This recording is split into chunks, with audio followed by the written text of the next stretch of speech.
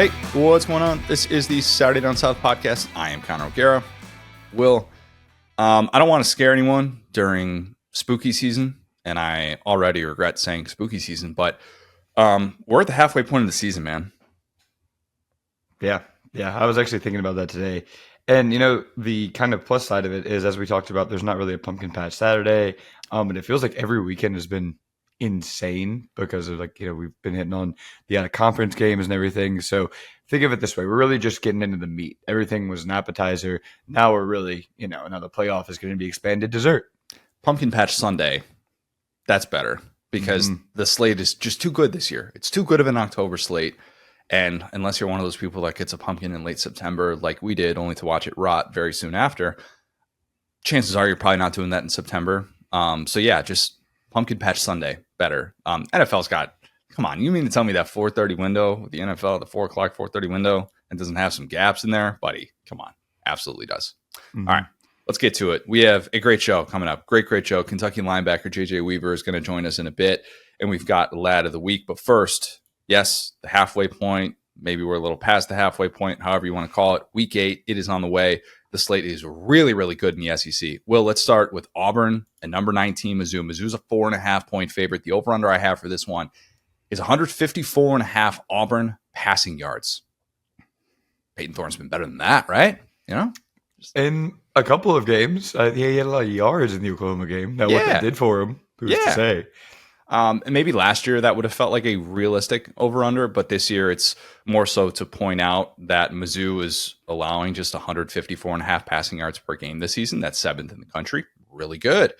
Pretty darn good there, even after they lost a lot of pieces in that secondary. And we spent an entire offseason talking about how difficult that is for Corey Batoon to replace those specific pieces. And when you have a group that is going to be tested a lot, that was a massive, massive question mark. So that's good. The last time they faced an SEC offense, it wasn't as good. And we perhaps wondered if that was a little bit of fool's gold for what they did early in the season. Connor Wigman felt like he kind of got whatever he wanted in that game, and then they could just lean on the ground game in the second half of that one. But here's the good news for Auburn and the passing attack that it will bring into Mizzou. Keandre Lambert-Smith has been everything you could have hoped for as a post-spring transfer. Everything you could have hoped for and more. He's probably been one of the best transfer additions in the SEC as a whole. He was added to be a guy that could just simply make plays against SEC secondaries. A little bit interchangeable. You're going to need him to do a lot of different things because of how young that group is. But just have an adult in the room that can go out and make plays for you. In 3 games against SEC competition, the only SEC receiver with more receiving yards in conference play, it's Trey Harris. That's it. So Keandre Lambert-Smith, he has been fantastic. But as predicted, it's been a little bit more touch and go with the 5-star true freshman, as is often the case. Malcolm Simmons, great in the opener, hasn't really had that breakout game and has kind of been more of a secondary option. I realize the receptions are pretty good actually for a true freshman, but the snap count still probably not suggesting that he is set to have one of those monster games just yet. Cam Coleman has 5 catches for 97 yards in 3 SEC games. Dealt with shoulder injury, so that's part of it, but maybe perhaps the bye is going to help him with that. But this is the time now when Auburn can't be like, all right, we're really inexperienced in that area outside of Keandre Lambert-Smith. We're still so young at the position. No, this is when these guys need to kind of kick it up to a different level. You've seen the SEC competition. You've had a chance to see what you do right, what you do wrong, and get after it. I think this Mizzou defense can be had. And that's not really a bold thing to say. I realize that UMass did not have that Mizzou defense, but Texas A&M certainly did, allowing 6.6 yards per play in 3 core 4 games. Not great after that promising start, but feels like a Mizzou somehow winning by a field goal. Hugh Freeze is beside himself on the sideline wondering how in the world do we lose another close game? Oh my God, what was that 4th down call? How do we blow that? That feels like what we'll be talking about on Sunday. So I'm just going to lean into that and go Mizzou 27, Auburn 24. Yeah, it's interesting, right? Because we've talked about kind of the strengths and weaknesses of this defense.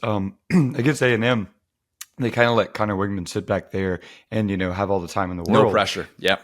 Right. And so that's kind of the other side of it, and then not to just take the LSU spin on this, but when you lose Blake Baker and Kevin Peoples, who now LSU is fourth in the nation in sacks, and you bring in Batoon, who maybe Drink has a little bit of my ex shortened me, I'm going to go ahead and do the opposite, right? Because now he has a guy who is not Dr. Blitz. He's not Mr. Send Pressure. He's Mr. Hang Back. So if you have a team that can hang back into coverage, and that's their scheme, like they only got one sack against A&M, and they didn't really make those adjustments. Now, that being said, against Auburn, I think they got to change that game plan just because Peyton Thorne is a guy who we've seen, hey, say what you will about him, but he is a veteran. He is experienced, right? So if you give him lots of time to pick apart your defense, he's proven even against Oklahoma. Like I said, he did have lots of yards, right? And he made some bad decisions, of course, because he's Peyton Thorne. But I would say that when Peyton Thorne has truly struggled, it has been when he's under pressure, when he's had to, move around in the pocket.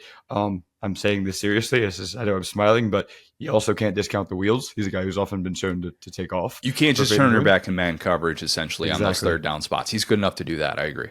Yeah. And then, on the other side, it's an Auburn rushing attack that always finds a way to get there. So I think that the Mizzou defense, what they've been good at is almost, to me, kind of a hindrance, because I'm like, hey, I would rather you be, instead of, top number 7 or whatever, top 30 or top 40 in pass defense, but able to create more havoc and create more of those plays. Because against Auburn, you got to have havoc. They'll create havoc on their own, but if you could do what Oklahoma did and what we've seen plenty of SEC teams do, Arkansas, right, create that havoc. So yeah, I think this is a team that, as weird as it sounds, I mean, at least on paper, Mizzou is for sure more talented than Auburn. So you should be able to kind of say, hey, we're going to impose our will on this team. And, we've seen Mizzou team that came in as a top 10 team, right? And they were number 8 when they played A&M. Then we've seen them kind of struggle with Vandy, get kicked off the mountain. Now they're kind of in the late teens in the ranking system. So this is where you say, okay, hey, A&M got us, but we're good enough and talented enough to adjust to where we're not going to be in a 4-quarter game against Peyton Thorne. And I think they do that. You talk about that talent that Mizzou has, and it's been an interesting topic of discussion this week with Hugh Freeze talking about teams with lesser talent in Mizzou and Kentucky and Vandy and the jobs that they're doing, which is an interesting thing to say. He's not had the best year in front of a microphone. I get what he was trying to say, but it's not the best look with the start that Auburn's gotten off to, and that's probably the optics of it. But speaking of that talent, it's the was it 9 to 10 games? It's these little mid-major teams. It's like, brother, these mid-major teams are beating you 9 out of 10 games, all right? Yeah, exactly. So I don't really know that Hugh Freeze is one to necessarily be calling out who's got talent, who doesn't have talent. But Mizzou's most talented player, of course, is going to be a popular topic of discussion. We are doing this, as we always do, before those injury reports come out on Wednesday. Luther Burden III, he had the shoulder injury on the hit that he took at Ryan Bamford's UMass. So assuming he's good to go, after Drink seemed to think that on Saturday, if you listen to the way that he talked about the injury, I would think that Brady Cook's top target is going to be available for this one. If that's the case, Auburn has kind of gone away from Keontae Scott. If you look at his snap count has kind of been dwindling. We could see, and I would hope that DJ Durkin's not going to think this is a winning solution, but there's a world in which we're going to see a true freshman trying to cover Luther Burden in the slot, where he's been actually more exclusively lining up than last year. Only 24 snaps for Luther Burden lined up out wide compared to 203 in the slot this year. I thought that difference was going to be way, way less. And I am surprised that that's been the plan with Kirby Moore. And who knows, maybe to get him going a little bit, they do need to kind of go back to a little bit more of like an interchangeable plan with him. But yeah, it's been a little bit of a slower start, a little bit more of a frustrating start. Maybe this is a breakout spot for him if he gets that right matchup, if he is healthy for this one. All right. Sure. South Carolina, Oklahoma. Great game. Oklahoma's a 3-point favorite at home. The over-under I have for this one is 4 references to Shane Beamer's time in Norman. You're going to hear about it. You're going to see the picture where he's like, oh, there's the staff picture, and then a little spotlight on Shane Beamer. Yep, that's coming.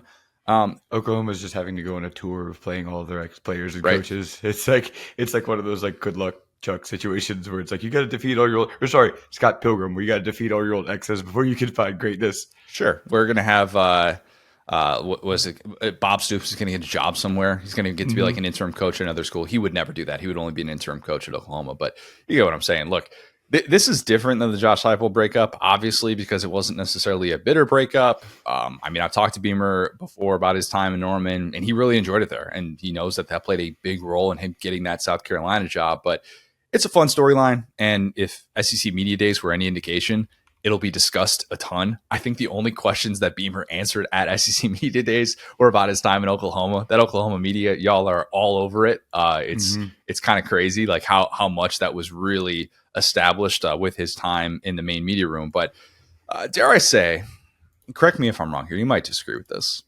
It's a borderline Toby Keith game for Beamer. Borderline. And I know we usually talk about bigger spreads for a How Do You Like Me Now game, but and even though it's not necessarily on Heupel levels, we just talked about the differences, but still, to go back to the place where you were an assistant, you know, not as high in the totem pole, perhaps, maybe, I don't know this for a fact. Maybe he thought that he should have been a more serious candidate for that opening after Lincoln Riley walks off to USC. Maybe he thought he should have gotten more consideration for that. And look, maybe that's going to be factoring into his mindset. Who knows? But to win this game would be really big for him. This could turn into I don't want to say a street fight. I don't want to say a rock fight because that discounts this a little bit too much. Somewhere in between a street fight and a rock fight. Make of that what you will. It's in the eye of the beholder probably. But I can guarantee you that there is no way that the average college football fan can name more than one receiver who's playing in this game. Think about that. And I'm talking about Oklahoma with the injuries, by the way, not Oklahoma at full strength. But yeah, man, that's rough. Like Nick Harbor, he's the number one freak. He's the number one freak. Outside of that, good luck, because Brent Venables said that Deion Burks is working to, quote, defy all odds to be able to play this game at about 80% after the injury he suffered against Tennessee. That was a soft tissue injury, by the way. Love to hear that, especially as a defensive coordinator. It's like, hey, we just get one lick on this guy. He's defying all odds to be here. Right. And I think Venables said that because there have been murmurs of, oh my gosh, are some of these receivers holding out and redshirting and sitting out the rest of the season? That's been kind of the word of like, oh, are these guys doing this? And that's why we're not seeing them come back. I do not think Deion Burks is doing that. I do not think, and maybe I'll be proven wrong on that, but that there are some, oh my God, is this going to be a Juice Wells situation or something like that? But I do think that Burks, he is the type of player whose availability, given what we know about the scarcity of the position for Oklahoma, I think it could move a line in this one. So if you're betting on this, obviously be very mindful of that. We're recording this Wednesday afternoon, but we really haven't seen Deion Burks and Michael Hawkins Jr. yet. You know, he gets hurt in that Tennessee game, and Hawkins, of course, has his 2 starts since then, but he could use them. That's very obvious. I don't care if those guys don't have a rapport at all. And if Burks has spent like 0 time working with him because obviously Jackson Arnold was getting those first team reps, whatever, just get a guy out there. We talked about that with Auburn. Just get a guy out there that knows how to handle his business against SEC corners.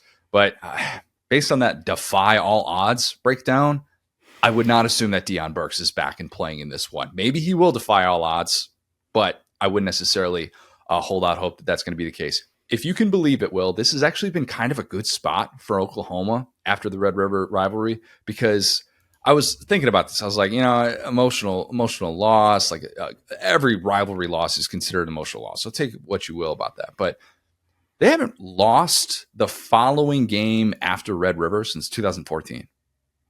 Playing a variety of opponents too. Yeah, that's actually pretty. Yeah, that's a nice little trend right there. Sometimes they've had a bye week, but I just said following game, so I still include. I wasn't like, oh, I gave them a pass because they had a bye week. Like, no, they haven't turned it into a losing streak if they've won or lost this game. So if you're looking for some sort of like hangover trend for Oklahoma, that actually kind of goes against it. But I'm going to go with South Carolina to win outright. I'm going to go with them to win outright 21-17 because I just don't know how Oklahoma is going to slow down Kyle Kennard and that South Carolina defensive line. They have just played so unbelievably well. And I get that I said that a couple weeks ago against Ole Miss, and they did a better job of neutralizing those guys and preventing them from taking over the game. But I just think South Carolina has been really good against the run, 17th in the country in yards per carry allowed, some of which is sacks, but still very good. Ole Miss had the most rushing yards against that group this year, 140. And South Carolina, that game, held Henry Parrish and Matt Jones to 3 yards per carry. So it's a good unit. It's a really good unit. And that's been a really nice revelation for Beamer's squad. So I'm going to take a bounce back week for South Carolina's offense a little bit, I guess, though it does slightly worry me that Oklahoma's defense tied for first in America with 8 fumbles recovered. If Lenora Sellers is putting those, the zone reads on the ground without anybody touching him, not great. Probably going to be an opportunity that Oklahoma is going to pounce on. But I don't think we get an exact repeat of the Bama game for Sellers. And I think ball security will be better in this one. I think South Carolina ultimately wins.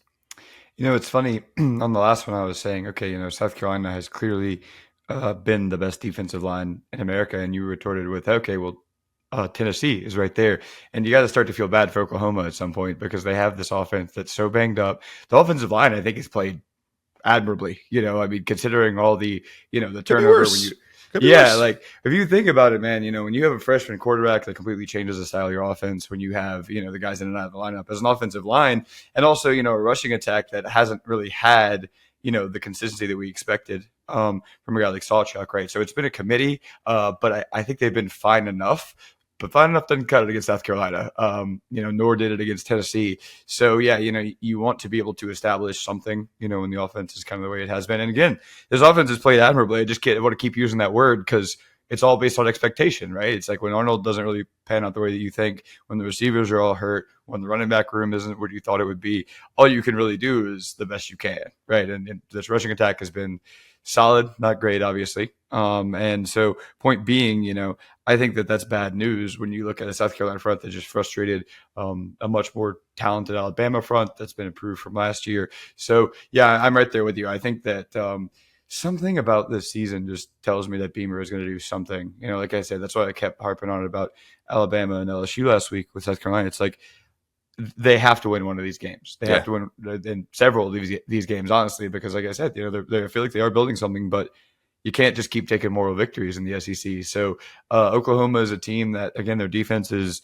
I think, good to very good, but their offense, like we've talked about, is just so limited that it's going to stay out on the field. So, you have to give the South Carolina offense lots of chances, but I think Oklahoma is going to do that, and that's why I'm liking South Carolina. Well, you know how I do my annual Due to Deserve Better team? Mm-hmm. That'll be coming out. I think the plan is going to be later in the week, next week on SDS. Might just put the entire Oklahoma defense because they got a really upperclassman-laden group. And I feel for that group. I do, because they did everything they could to kind of keep their head above water in that Texas game. And then that Bowman pick was so sick. Oh, man. That when that happens to start the game, you've got to be thinking like this is our time. This is going to be like a 17-14 type game. If you're Oklahoma, this is playing into our cards. And then once the dam breaks, man, it's tough. It's tough to get it to stop. And it just takes that one big chunk play. And even the Tennessee game, the Dante Thornton throw, which by the way, I'm gonna reference that in a second here. The Dante Thornton throw that Nico makes in that game. I mean, Oklahoma had really done a nice job to that point in the first half, I thought, doing some things to kind of frustrate Tennessee, and they weren't necessarily getting into the rhythm that we had talked about, at least to that point in the season. And I just feel like that group just has had that one moment in every game where it's been like, man, we did all we could. We did all we could. We promise we're doing our best. This is not from a lack of effort here. So yeah, Oklahoma defense. I promise you will be heavily featured in the SEC Due to Deserve Better team in 2024. All right, well, number 7 Alabama, 3-point favorite, another 3-point favorite. Number 11 Tennessee. The over under I have is 0.5 touchdown passes for Nico Yamaleava. Nico's last touchdown pass, I just referenced it. It was the Dante Thornton pass that I salivated over in the recap pod. It's still one of the best throws I've seen this year. I mean, I realize Nico has had a very frustrating time since then, but that throw, if you're looking for reasons to get back aboard the Nico hype train, just watch that on repeat. I promise it'll do it for you. And I know what you're thinking. I'm talking to you, Will. I'm not even talking to listeners. I'm just talking to you. Tennessee's offense against Bama's defense is suddenly a something's got to give matchup for all the wrong reasons. It is. I did a breakdown for SDS of the last 10 quarters for both of those units, because really that's what it is. It's 10 quarters. Like halftime of the Georgia game, for Bama for that defense, and then halftime of the Oklahoma game for the Tennessee offense. Nico's numbers the last 10 quarters: 0 touchdown passes, 1 bad telegraphed interception against Florida, 6.1 yards per attempt, 21 rushes for 38 yards, sack yards factored into that as well, but still 2 completions of 30 yards and 7 sacks taken. Tennessee has 40 first downs on 32 drives, only 5 of which resulted in touchdowns in that 10-quarter stretch. Not great. That's not good. It appears they did the opposite of what we always joke about. They used all the good plays at the beginning of the season, and now they're out of good plays. It's a good point. Where do the good plays go? Are they gone? Look, and I think a lot of this does come down to execution. And, I don't think you can just be like, oh, the Lance Hurd injury, he was out for Oklahoma. Yeah, maybe that's something we were saying in game, but the 2 games back since then hasn't been good. Yeah, and I don't think I texted you after all these crazy Will Campbell grades have come out. I said, you know what? That is a gentleman who understands the trajectory of his career. He saw Will Campbell. He saw Emory Jones at LSU. He went, no, thank you. I'm headed to Tennessee. Kind of hard to argue with that at this point. Yep, buddy, you weren't cracking that rotation, unfortunately, and that's reality with two future first round tackles at LSU, and he's gotten the playing time at Tennessee, but that's been a bit of an up and down issue for them in the first part of this season. And Josh Heupel has talked a lot about the depth of these receivers, and I agree with him. I really like the depth that they had coming into the year. So I don't know that you can just say, Squirrel White, Brew McCoy, are they at full strength right now? We're midway through the season, and you're an SEC team. You're going to be banged up, all right? Like, maybe not as banged up as Oklahoma's receivers are, but you're going to be banged up, okay? It's pretty clear that any way you want to slice it, Nico has not been the same player. Needs to be more decisive, probably needs to trust scheme more. I don't think it's all of a sudden the scheme has just fallen off the face of the earth, despite the fact that those numbers are going in the wrong way. We talked about it on the recap pod. 5 of the last 6 games that Tennessee has played against SEC competition, 25 points or less. Not ideal. Doesn't necessarily mean that the scheme has been totally figured out, but it does mean that this is kind of a moment where you need to figure this out. Otherwise, this is going to turn into what we saw last year with the Joe Milton offense for an entire season. So the question, can Bama's defense be the get-right game for Nico? Someone's going to have to get right. That's the thing, because we have to say something after this game. We can't just be like they both had fun. So either, and we talked about it, I know you'll get into that like in a second, but it's, if you can watch film and quickly learn, and shout out to one of the listeners that tagged me kind of saying, okay, actually Florida does run kind of a similar defensive scheme to Arkansas. I was shocked by that game, and I guess it took me a minute to go look at it and go, oh, wait, actually, they did kind of also figure this out. So if Kane Womack can take notes there, I mean, it feels like the blueprint is so out there. It's like the layup is sitting there for them to say, hey, you figured it out, Kane. Good job. You can build here. And then same thing with Nico, on the other side of it, it's like, hey, you guys run a ton of man coverage. Now, granted, they started the other game or the South Carolina game running zone, but against an offense like that, you want to see a lot of man coverage. So I'm fascinated right with you. That's something I was wondering about. What's the scenario in which nothing gives? Is it Tennessee actually moves the football pretty well, but Bama forces turnovers? Yep, that's exactly what it would be. I think this Bama defense still can can force turnovers. That's actually something I've seen them be pretty good at. Yeah, I mean, they did it last game. They had 4 turnovers in the game against South Carolina. If anything less than 4 turnovers, they probably lose that game. They very much needed it. They got pressure on Lenore Sellers. I'm not out on that defensive line. I still think that there are pieces to like there. But yeah, I mean, you kind of wonder how this matchup is going to set up for Bama when everybody kind of knows it at this point. It's not a secret. I felt like it was a secret when I was talking about Diego Pavia, but it's not really anymore because mobile quarterback. That's what Nico is, in theory at least. Byron Brown, Pavia, Lenore Sellers. These guys are not. It's so funny every time you say Byron Brown. Like for a split second, my brain goes, "Who's Byron?" Oh, the USF quarterback. USF. Yeah. Nice player. It's been a rough go offensively for our guy Alex Golish. Maybe better times are ahead, but that wasn't necessarily a game in which they lit it up offensively. But you're talking about guys who frustrated the Bama defense enough to be able to play in close games late, and that's really what Tennessee wants to be able to do. And that obviously is something that it's been a little bit harder to come by, at least it was in the Nick Saban era at Alabama, including the second half that Carson Beck had against Bama. Here are the last 10 quarters for that unit. 9.9 yards per pass attempt allowed, 11 pass plays of 30 yards allowed, 51% opponent third down conversion percentage, which is bad enough, but then you actually realize Sorry, what? 51% opponents are converting third downs on in that 10-quarter stretch. Georgia wasn't even good on third down in the second half of that game. So that number doesn't even factor that in. Like, Georgia was 5 for 5 on fourth down in that game. Right. So yeah, that was kind of the take. Like, that's actually kind of why I'm shocked, because that was the takeaway, is that Georgia was not good on third down, but great on fourth down. Stop rate, not great. I don't know if Max Olson has that number for the specific 10 quarters. I did not dig that up, but you get what I'm saying. Like, it's straight up basura. Okay. And 2 interceptions, by the way, both of which were to seal victories. Think about that too. Yeah. Needed them. Very much needed them in that moment. And who knows if they don't get picks in those moments to be able to close out those games, because nothing about that 10-quarter stretch screams 2-1. Screams 1-2 or 0-3. So we ask the question again. What's the weakness that's got to give? Can Bama confuse Nico and continue his rough stretch? Or will Tennessee's offense find some answers outside of Dylan Sampson and be able to move the ball down the field against this Bama defense?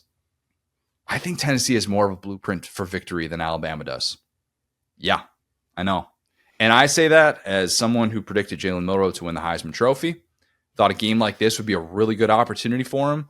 If you probably look back at the crystal ball, I probably said something to the effect of he's going to really be able to test this Tennessee secondary, which I had a lot of questions about coming into the season. This is going to be a nice way to show that maturation in the Kalen DeBoer offense.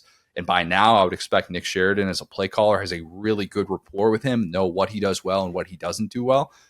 The problem is that I absolutely hated what we saw against that South Carolina defensive line. I hated the performance from the Alabama offensive line. And if you've seen James Pierce Jr. lately, they're going to think he's Kyle Kennard 2.0. I mean, different physically in terms of the makeup and all that stuff.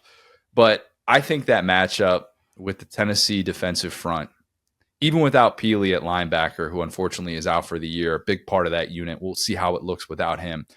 But I think that Tennessee defense makes enough plays.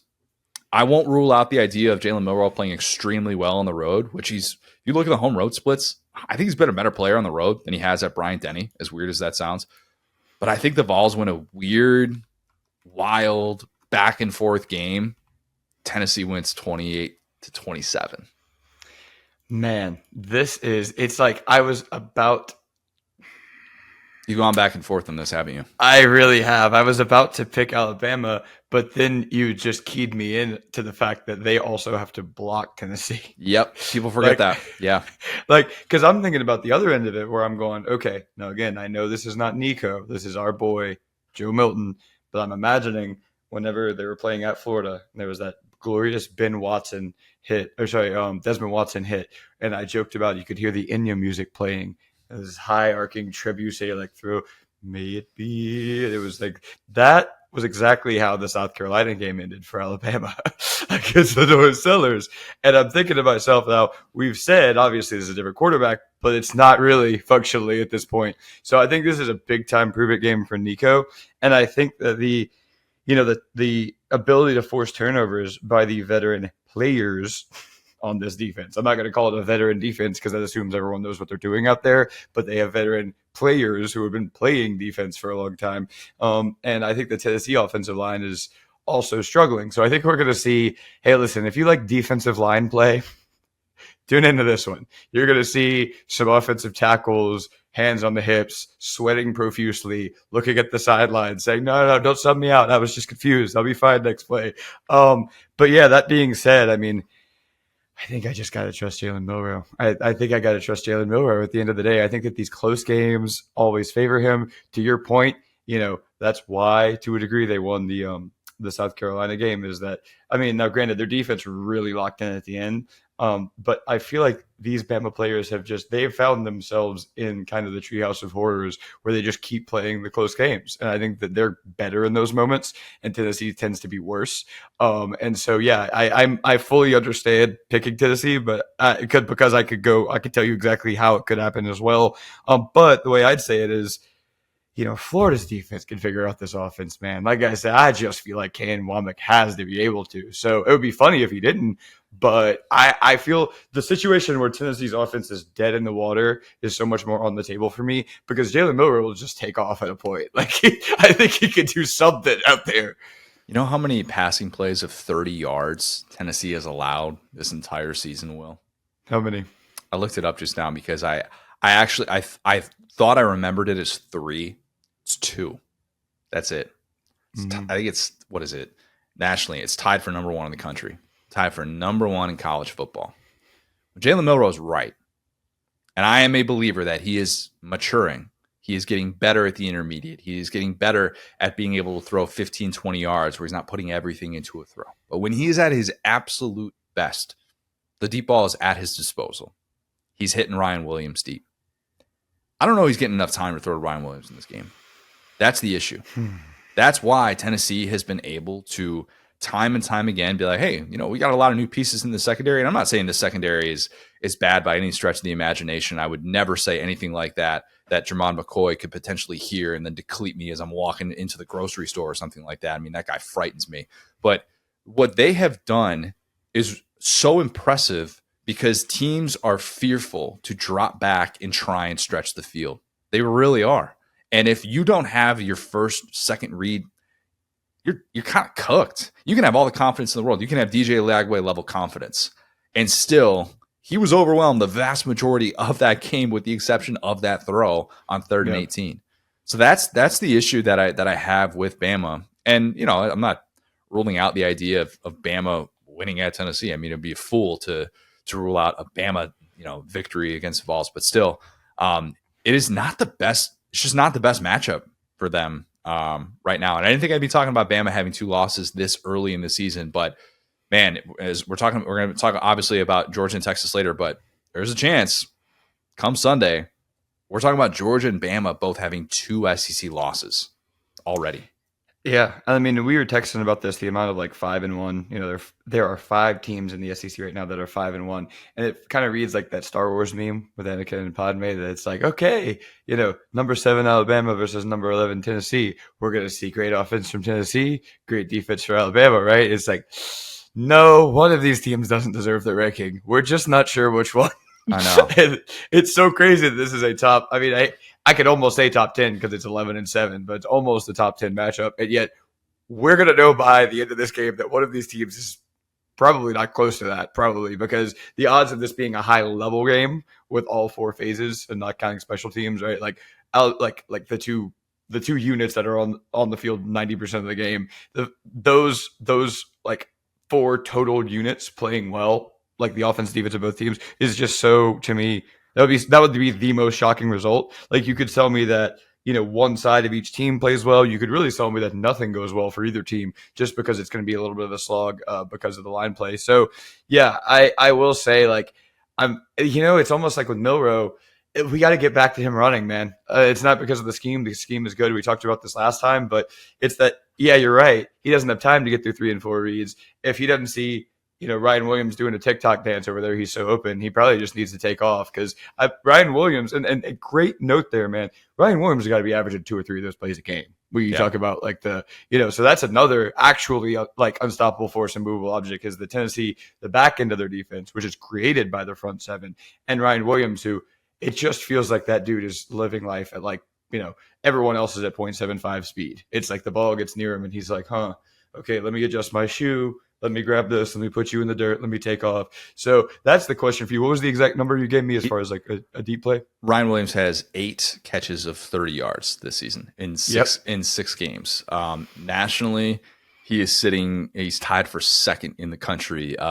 You're never going to guess who's number 1, but it's Trey Harris. Of course it is. Wow. With 11. Yeah.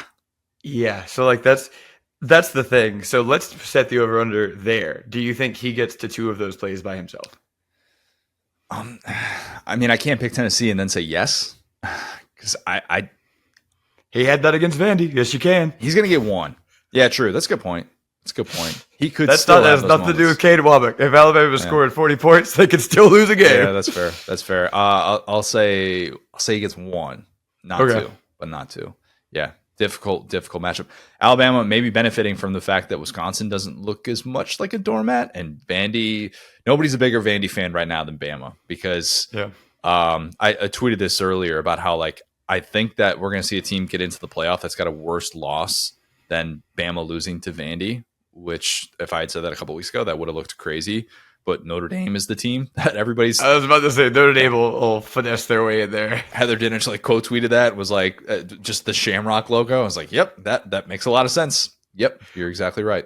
We've gotten to where people are just excusing that like it wasn't even funnier than the Vandy loss, where they're just like, well, what are you gonna do? Marcus Freeman, he just loses the worst freaking game you've ever seen in your life every year. Notre Dame was a bigger favorite. That was a bigger spread. Notre Dame was a 28.5-point favorite, and Bama a lowly 23-point favorite, whatever it ended up being. Say what you will about Vandy, but they are an SEC team, which is a great school. National. There's lots of reasons to go to Vanderbilt if you want to. Yeah, especially if you're coming over from New Mexico State and you're like, let's go to school in this part of the country. This seems fun. Mm-hmm. All right, number 14 rather, Texas A&M, 15.5-point favorite at Mississippi State. The over/under I have is 2 Dan Mullen references. Seems low, actually, when you consider that Mullen's going to be back in Stark Vegas along with Dak. They definitely plan this to work with Dak's bye week. A bunch of other players from that 2014 Mississippi State squad, 10-year anniversary of that team. Isn't that crazy? That it's already been 10 years since that team. Golly, man. I feel so old, dog. That literally feels like the other day. And I mean, maybe because the Les Miles thing felt like Stockholm syndrome, and every year it was like, oh, this can't continue. And it was like 10 years of that. But man, that feels like the other day. Dog years. Yeah. On this date 10 years ago, Will, Mississippi State was the number 1 team in the country. Yeah. A&M went into Mississippi State as the number 6 team, undefeated to that point in the post-Johnny Manziel era, 2014. Kenny Trill. College football fans. Oh, yes. You know Kenny Trill. Worked out okay for him at TCU. But basically, A&M ran into Dak, got smacked, and then lost 5 of 7 to close the regular season. It was kind of the standard Kevin Sumlin arc of a year.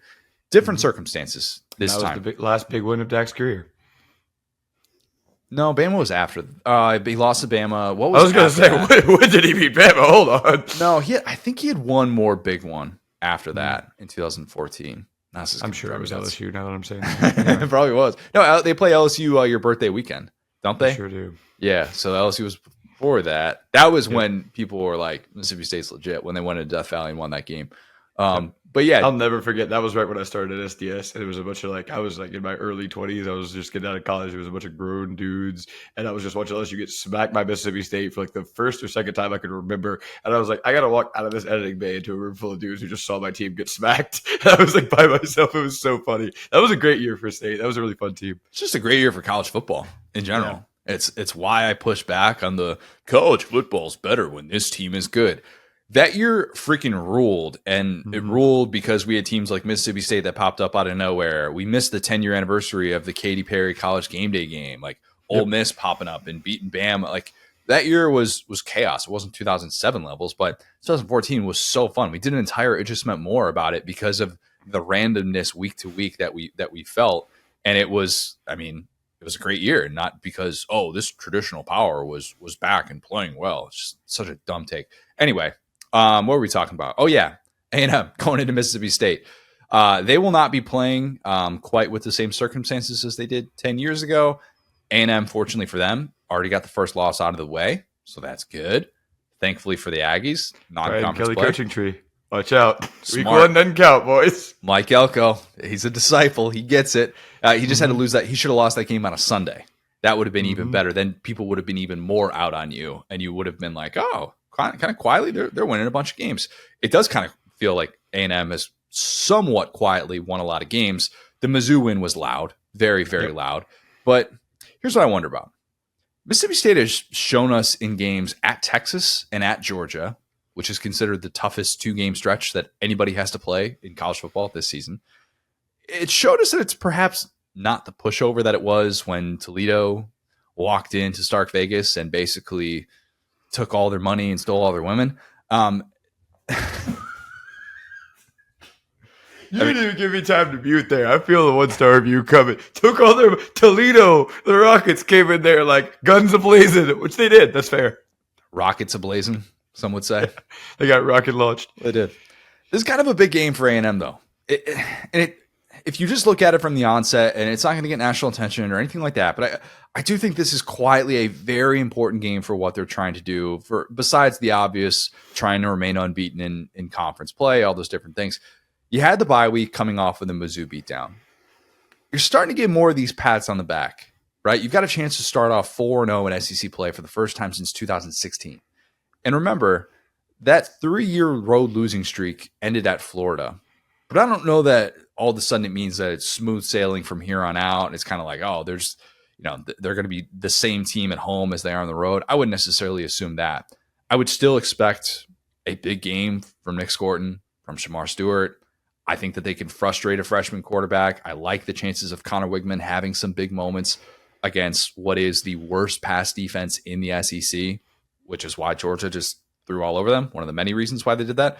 But I've seen Mississippi State look too competent against Texas and Georgia to assume that A&M rolls. So I'm going to go A&M to still win this one, but I'll say Mississippi State covers 31-21. A&M wins. Yeah, this game makes me angry, and I think I've just now realized why. These two ADs need to get in a conversation, and when these two teams play, one of them just needs to wear the most outlandish color possible, like orange or too much maroon or something. Because like it's one thing to have like, oh, we're maroon, but we're maroon in something.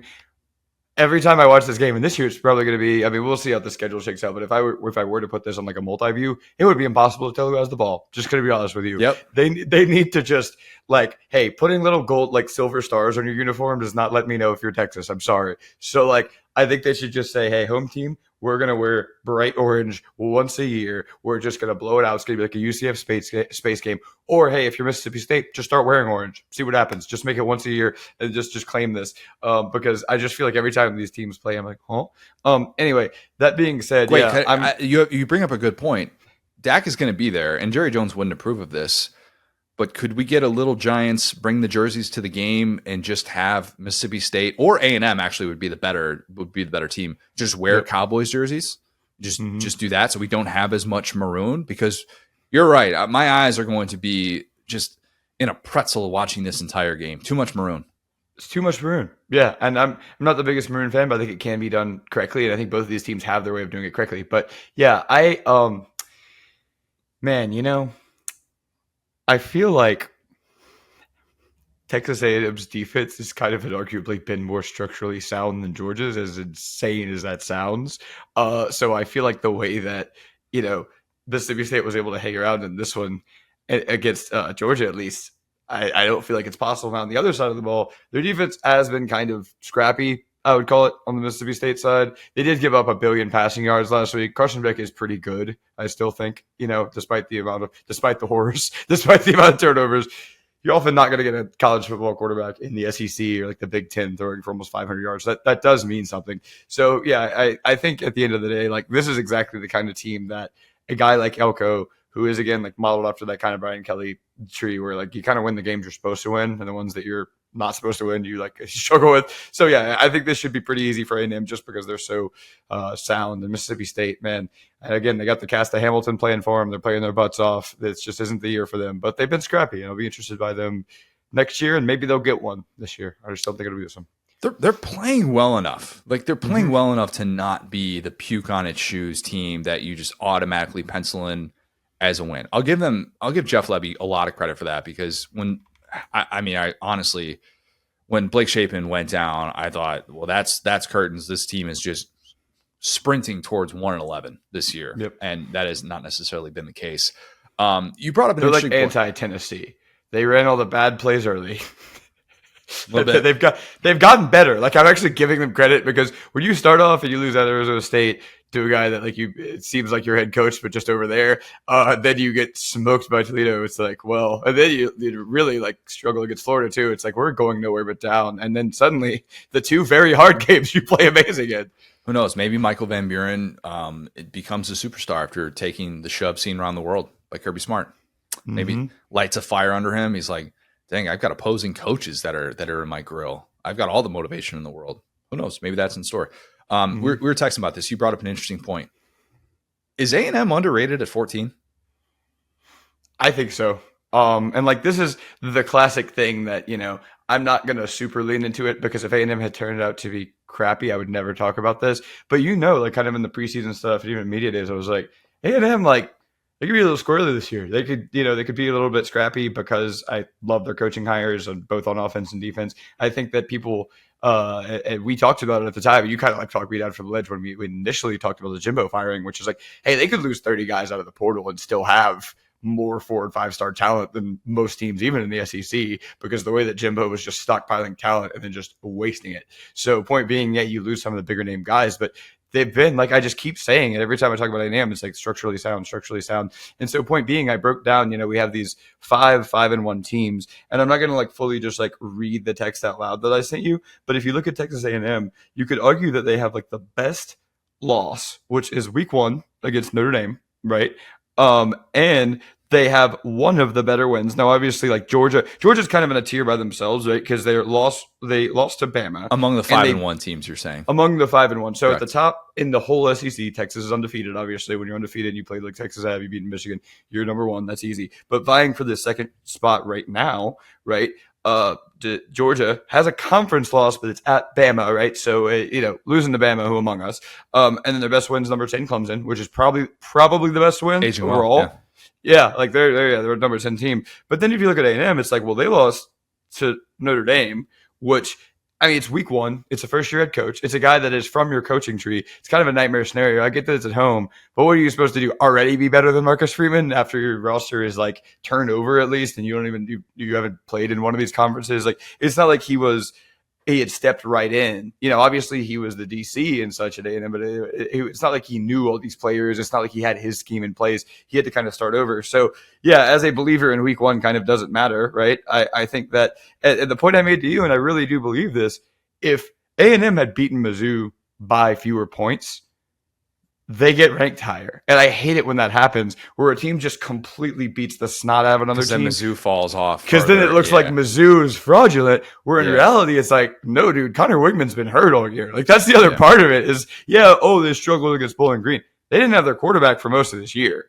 And now we've seen Penn State. Penn State's the number 3 team in the country, so make of that what you will. Exactly. It's like that's the thing is like Wigman, we've seen him kind of healthy one time and he looked awesome. Yeah, your point. Yeah, post injury, right? Because Notre Dame, obviously, he did not look awesome. Your point holds up really well if we're doing a power ranking of SEC teams. Mm-hmm. And in that discussion, if you're putting A&M at the bottom of the barrel among those teams, then yeah, I'm on board with that.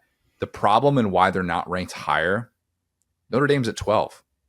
You're going to stick A&M ahead of Notre Dame when Notre Dame went into Kyle Field and won that game and didn't win it on some fluky play or anything like that. I don't think it was a beatdown, but made the necessary plays to win on the road, win in that atmosphere, a very charged atmosphere, and deserves credit for it. So just from like a pure, hey, and I know we don't really get into like AP poll or anything like that, right. But I realize these are things that people are talking about. People, get into Twitter fights about and Reddit fights this time of year and whatnot. But that's probably why, if we're being honest, why A&M isn't even higher, but a chance to kind of just quietly move up. Just keep winning SEC games.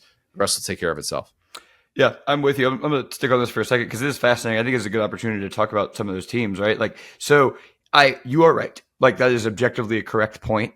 I think that when a team loses the way A&M did against a team like NIU, it makes me feel like they've already kind when Notre Dame loses like that. Sorry, that's when Notre Dame loses against a team like NIU after that game, it makes me feel like A&M, like A&M is getting better every week, and Notre Dame has already kind of played their best football. Like, that could be the peak of their season, that A&M game, because they beat a team that is aging gracefully at home week 1. Like I said, it's just a really hard ask. Like, I mean, Billy Napier is like the only guy I've seen do that in recent memory, where he just takes over and beats a team like Utah. Like, that was horrifying for me as an LSU fan because I know how hard it is to do. But yeah, so A&M right now, neutral field. We've kind of gone through the other ones pretty quickly. Mike Leach did that 2020, by the way. Who did he play in the opener in 2020? Sorry. I just gotta keep you honest. I'm out here hyping up Texas A&M. If I don't bring up that point and somebody else has that comment ready to go, Connor, why didn't you bring that up? Are you being nice to Will? What's the deal? I have to bring that up. Well, Apex Mountain in week 1. Come on, 2020 Mississippi State epitomizes that.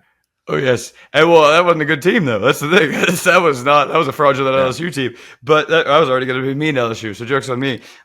Neutral side, we can do this for like a minute. I'm not going to stick too long in this, but would you right now neutral field? Would you take A&M against Tennessee? Neutral site, A&M, Tennessee. I take A&M. Yep, I take A&M. Here. Yeah. Yep. I think I'm the thing that I really liked about A&M is just the physicality of their line, which I think would hold up against Tennessee. LSU, neutral site. Golly, it's a good question. I think I'd take LSU because I think that they could neutralize the thing that A&M does best on the outside with those edge rushers really well. And if you can do that, that kind of changes the game. But I'm having to think about this, and I'm not just. Mm-hmm. And that's kind of the point of this exercise. Is it feels like there's a lot of those teams in the SEC that are just Tier 2, just sitting right there in Tier 2, firmly. Like any given week, you just kind of never know. And who knows? Yeah. Maybe Tier 2 is going to change drastically over the course of the next few weeks. But yeah, I mean, it's not an easy exercise to do. Yeah, me personally, man, like my stance, neutral site, like not Death Valley, not at night. I'm taking A&M. And so that being said, again, like, and this is the point I keep hitting on with A&M. Everyone assumed A&M was going to be terrible this year because it made so much logical sense. But when you get a great defensive mind and a great offensive mind and unlimited money machine, and you're already playing with a bombed out roster to a degree, I don't want to make the different side of the same point and say, oh, well, what was them? They have all these 4 and 5 stars. They have infinite money. But like I said, they just didn't have time to implement their system. Same reason they lost week 1. So when you look at these 5 loss teams, you got Georgia at number 1. And I weirdly think they are better than Bama right now. I don't know. I feel like that's just what it is. Neutral site, I'm taking Georgia. I would too. And then, so Georgia, Bama, those are your 2, standard bearers in the SEC, right? Of the 5-1 teams. Texas is a different conversation. But you're looking at A&M here and you're going, this team could be right behind them already in year 1, and they're only going to get better. They're only going to get, recruits are going to start buying in. They have unlimited money. They're only going to get better guys in their system. Colin Klein looks like a guy that looks super fun to play for. We talked about they don't have a ton of speed, but they still find a way to get chunk plays. So yeah, I'm actually super duper impressed. And like I said, as an LSU fan, I am horrified because there's a number of spending that only about 1, 2, 3 teams can do. And if the number's 1, it's Texas A&M. Got to keep Wigman healthy. Great that they got Marcel Reed those reps early on, so that makes you feel a little bit better. But to see this best version of A&M, Wigman has to stay healthy this year. Does he have another year left before we get out of here? He's got 2 years left. Oh boy. Yeah. In theory, he was a class of 22 recruit. He preserved a red shirt last year. Yeah, he's got 2 years left after this year if he chooses, but I don't think he will use up all of his eligibility, if I had to guess. All right. Number 8, LSU, 3-point favorite against Arkansas. A lot of 3-point spreads this week. I love it. Absolutely love it. The over-under I have is 116 receiving yards for Lucas, friend of the program. The Arkansas tight end had 116 yards receiving. What are we doing, man? Come on, bro. Here's the good news. Body shot after body. I got to get up. We got to fight at some point. They won't let me back in Baton Rouge after today. A little spitting up blood in the corner. He's like, I'm fine. I didn't hear no bell. Lucas only has 109 receiving yards this season. 3 SEC games. He's got 3 catches for 21 yards. Bummer. Friend of the program. I'm surprised by this because in addition to just really liking how he looked in the first part of last season before he got hurt, I liked how Bobby Petrino got the tight ends involved at A&M. I thought that was a real strength of their offense last year. He's seen his snap count kind of go in the wrong direction lately. And I wonder if just we talk about like in basketball, if you're a cold shooter, just see one go through the net. Maybe for Lucas, it's just seeing those LSU uniforms that makes him go, all right, we're going to be good. And obviously a lot of that could depend on whether or not Taylor Green is a go for this game. Early indications are that he is making progress with the lower body injury that sidelined him against Tennessee. It helped that they had the bye week last week. So give him a little bit of extra time. But if it's not him, it's an entirely different offense with Malachi Singleton. We saw that down the stretch against Tennessee. Probably the same thing with different Arkansas rushing attack. If Jaquindon Jackson is banged up, though, I would expect Braylon Russell to have a significant role no matter what. He is a unique matchup that I think they realize, like, as great as Jaquindon Jackson's been, we kind of need to preserve him. Get Braylon Russell involved because that dude's 6'1", 253. He is a whole lot of meat coming through. All right. Like, that is a guy that is going to be featured heavily. And if you're going to embrace the hog, you're going to embrace the 6'1", 253-pound running back at your disposal with very little tread on those tires. I don't feel particularly great about the Arkansas offense consistently moving the ball downfield against an improved but still vulnerable at times LSU defense. But one can still be had on the back end of that LSU defense if Swinson, if Weeks, if those guys can't get home. Now, last week, they got home. It felt like they were constantly harassing Jackson Dart in that game. It is a huge money matchup with Landon Jackson against Will Campbell and or Emory Jones, depending on how they'd use him. I would think with the way that Landon Jackson usually lines up, it's going to be a lot more Will Campbell on the blind side. Will Campbell's had so many of these games this year. And that's kind of why, like, coming into the year, I was like, I think he's going to have the best chance to be that first-round pick of the SEC of anybody. He's not going to necessarily be the highest SEC player drafted, but look at all these matchups. I feel like every single week we're just like, oh, huge statement game coming up for Will Campbell and that, those LSU offensive tackles. But yeah, I think that LSU kind of neutralizes what Arkansas does best, which is, usually Eric Gregory and Landon Jackson, having those guys kind of feast on the defensive line, kind of set the table for the rest of that defense and be able to frustrate inexperienced quarterbacks. I think it's going to be a great atmosphere in Fayetteville. And I realize I'm a sucker for saying this with that spread at LSU -3. Everything about that spread is going, buddy. Arkansas is going to have another thing coming for him, but I'm going to go LSU to win by 2 touchdowns. I'm going to go LSU 27-13. This is a pretty interesting matchup for a couple of reasons. I would argue that Arkansas might be better off without a hurt Taylon Green. I agree with that 100%. Yeah. So we're looking at these two teams, right? Where LSU truly has the swarm defense, all right? Kane-Wah McBee-Dang, they had 3-4 players like really making an impact. And if you're Taylon Green and you're not able to take off, and you're Taylon Green, and when you are right, you're still kind of throwing the ball against the wind and watching it blow to DB's heads. It's not just like they have Harold Perkins. This is the classic. What is it? Who's the center for the Knicks that he went down and they made the finals? Patrick Ewing. Yeah. This is the classic, theory? Like the Ewing theory, right? Yeah. Where it's like, okay, Harold Perkins. If you told me LSU was number 4 nationally in sacks before the year, I'd be like, wow, great Harold Perkins year. It's like, brother, he's been out for the year since like early September. He has not been a factor at all of those numbers. And it's weeks, it's Braden Swinson. It's kind of the swarm. Like I said, it's whoever's up first. And if you're Taylon Green and you're a little bit not right, you're a little bit slower, a little bit hampered, that's going to force you into turnovers. And then I think on the other side, I think you exactly hit on that. I respect the mess out of Landon Jackson.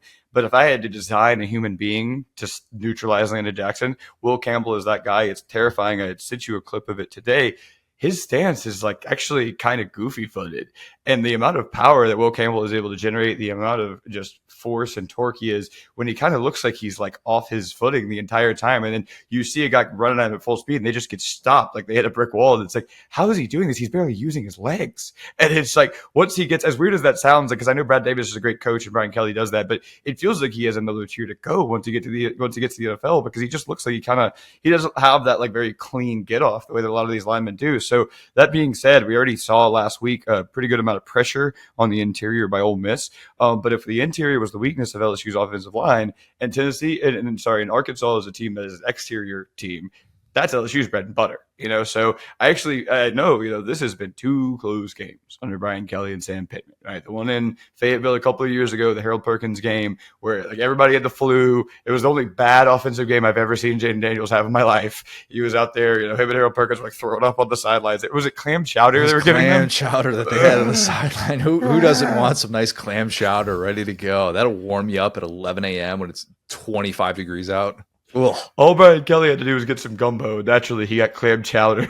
Golly, how did he mess that up? How did he, looking back on that, all he had to do to be ingratiating with the people of Louisiana. But yeah, and then last year was the opposite, right? It was the back and forth game. So I found myself clenching the old cheeks for a good 115 minutes against Arkansas if we played 120 over the last 21. They won Death Valley at night. They won that. Arkansas won that game. So that's 3 years in a row. I've been clenching cheeks for 3 years then. You're so right about Seriously.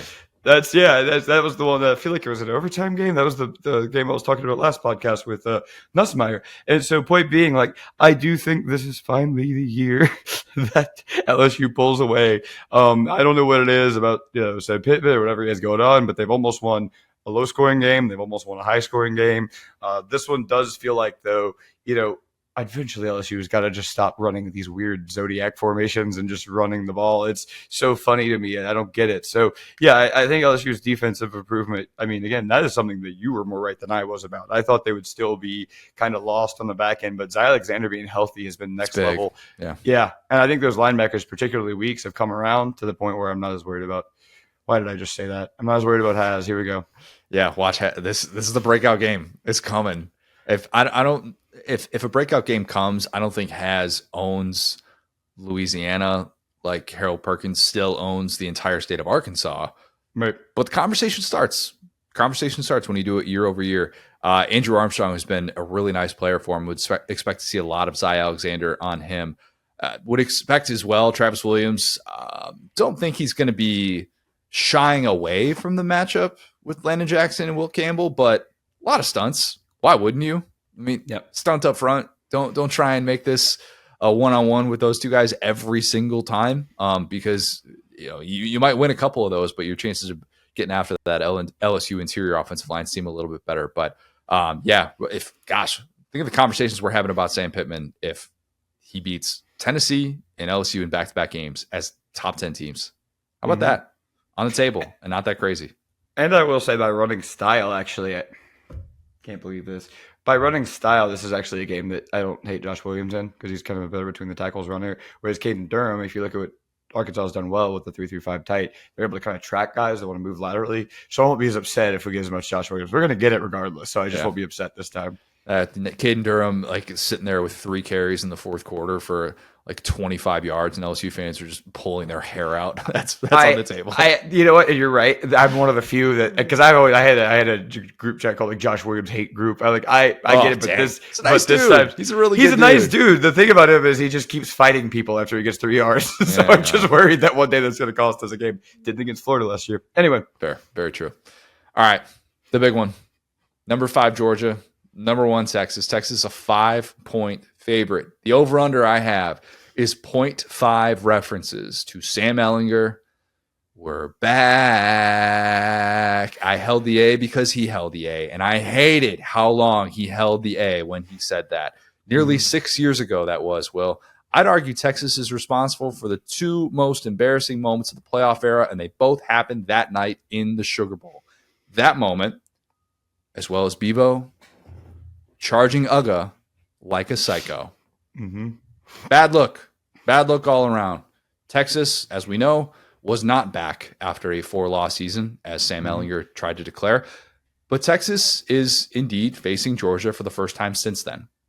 At the time of that moment, when Sam Ehlinger held the ball for too long, Texas's longest home winning streak of the 2010s was a whopping 4 games. All right? This Texas team, riding a streak of 11 consecutive home wins dating back to 2022 when national runner-up TCU came into Austin and won a 17-10 rock fight in November.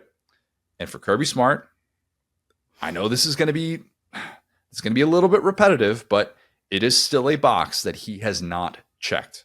Okay? Talked about it with the Bama game. It is worth revisiting.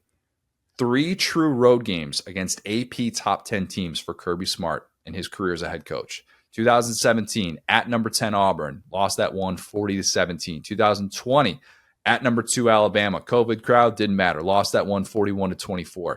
A couple of weeks ago, 2024 season, you might remember, at number 4 Alabama, they lost that one 41-34. By the way, Sark, 2 top 10 road wins since the start of last season.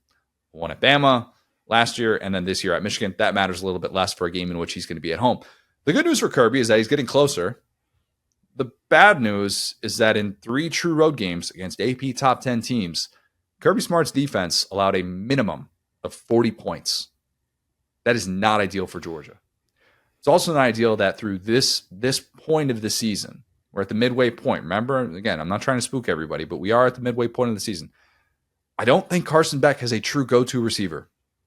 Will, I could not agree more with you that Bobo last week said, guys, let's find our go-to receiver. Let's throw the ball a million times. I don't care about balance. I don't care about any of that. Let's find our go-to receiver against Mississippi State because we are sure as heck not going to find that guy against Texas. Maybe it's Dylan Bell, but we're talking about a guy that's currently 15th in the SEC in catches, 24th in the SEC in receiving yards. Nice player. Love Dylan Bell. Don't know that he's a go-to receiver. He's a fun, unique matchup that you can use and can win you games, but go-to receiver, a little bit different. Maybe it's Arian Smith, who was excellent in 2 of the last 3 games.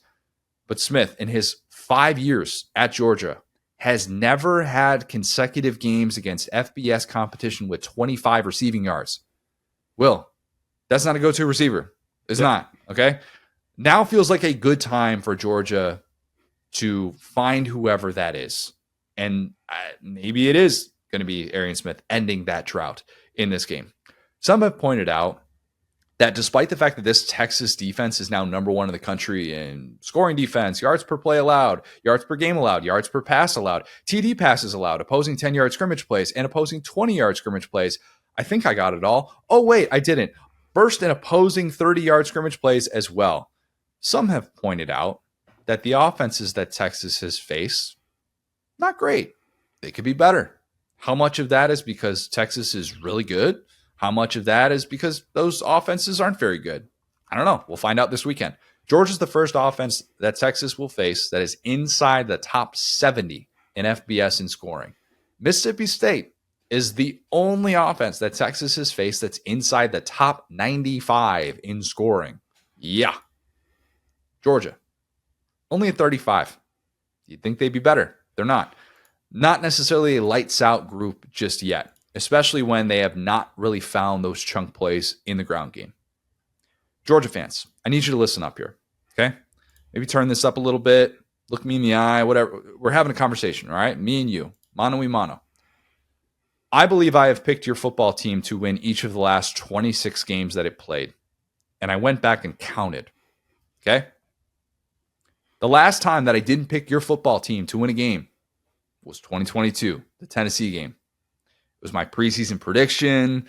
It was after the Vols were a 7-win team who returned a lot of the key pieces that I like. If you've been listening to the podcast for a while, you've heard me talk about this ad nauseum. I didn't think they'd be number 1 at the time of the matchup, but when they were, I was like, yeah, I'm going to stick with that pick. Made it in the preseason. Why would I back off of it now? You know how that played out.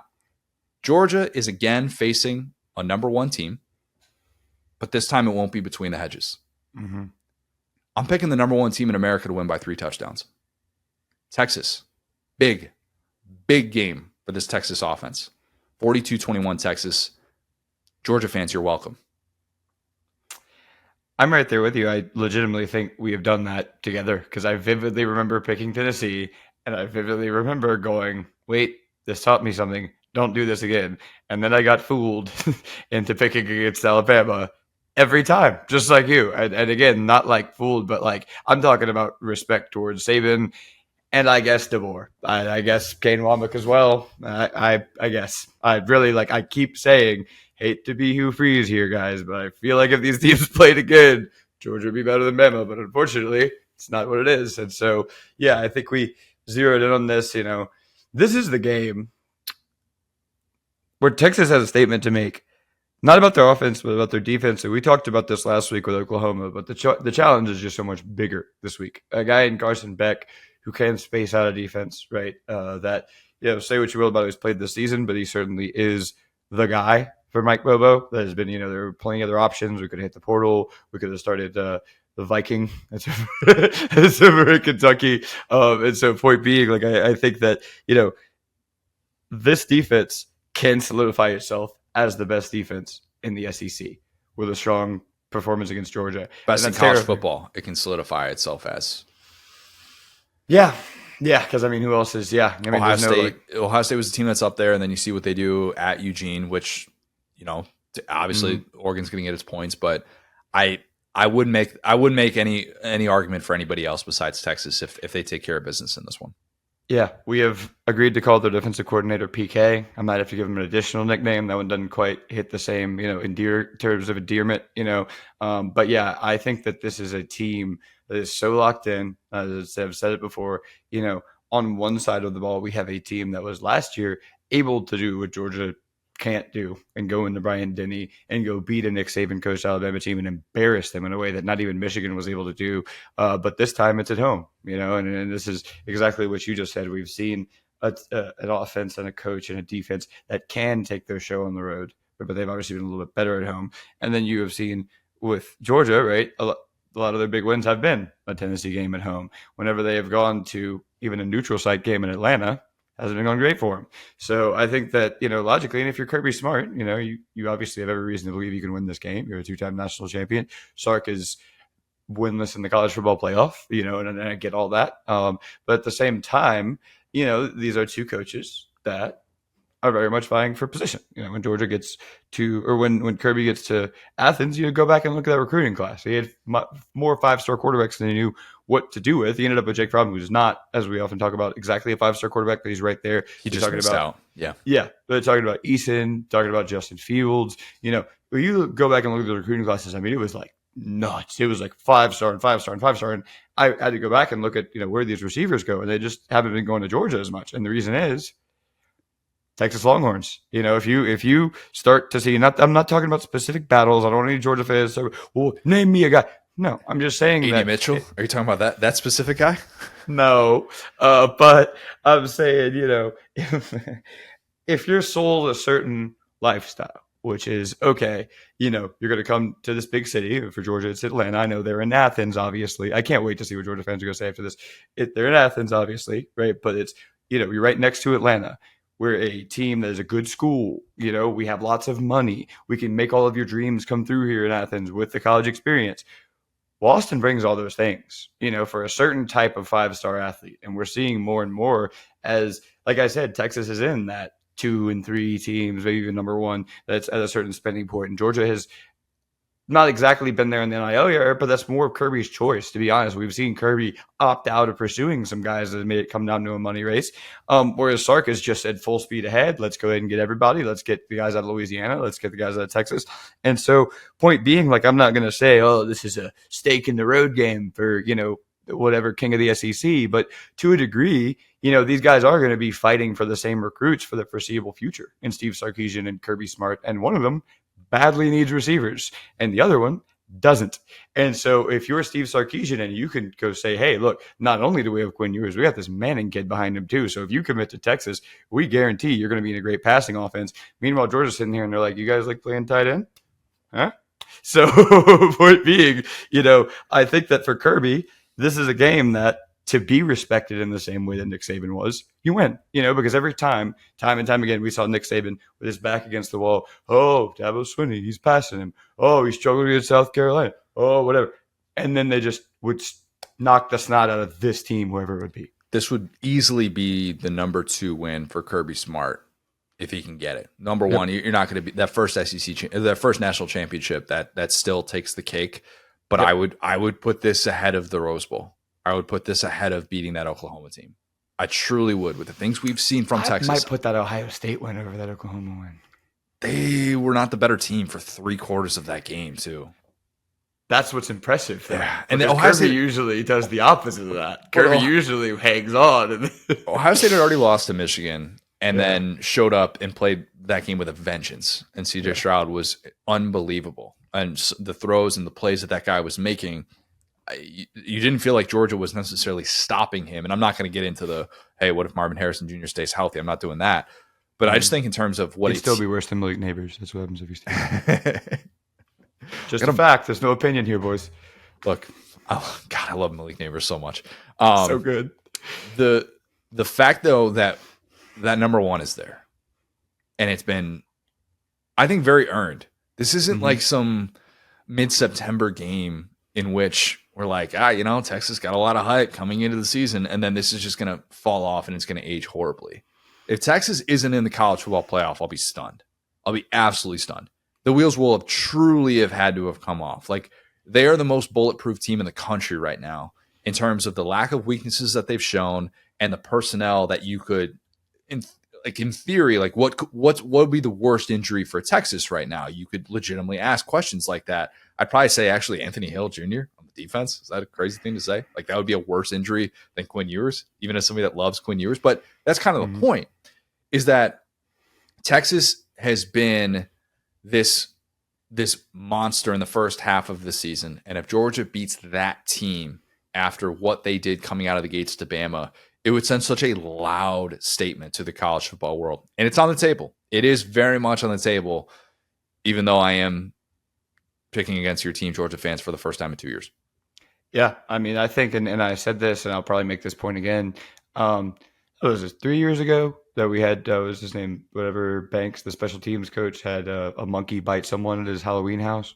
It was 3 years ago because that was year one with Sark. Yeah, was it year one with Sark? I think it was. Yeah, that sounds right. It was during COVID, so I think it was 3 years ago. Well, COVID 4 years ago, but it was like that era. You know what I'm saying? Like, because obviously they didn't. Anyway, so yeah, this was like, I'm not just going to keep talking about Sark's past, but it's not just, the way things ended at USC. It's the fact that this has been a guy who has gotten a little bit, drunk on power, and the way he's handled expectations has blown me away, to be honest. And that being said, I will hit on one thing, which is that Quinn Ewers is a guy, and we've talked about this, me and you, a little bit off air, but I think his arm strength is a little bit deceptive in like a bad way. Like, I think that we have this image of him where he was like this number one recruit, one of the greatest quarterback recruits of all time. And we think that he just has this like missile as if he was, Jaden Daniels or Joe Milton or something. But in reality, he kind of doesn't have great arm strength. And sometimes those are the picks that we see, Billy Bowman, the fluttering ball when he's kind of getting hit backwards. Well, this is a Georgia secondary that, talk about a prove-it game. If you're Georgia, you need to be able to figure it out.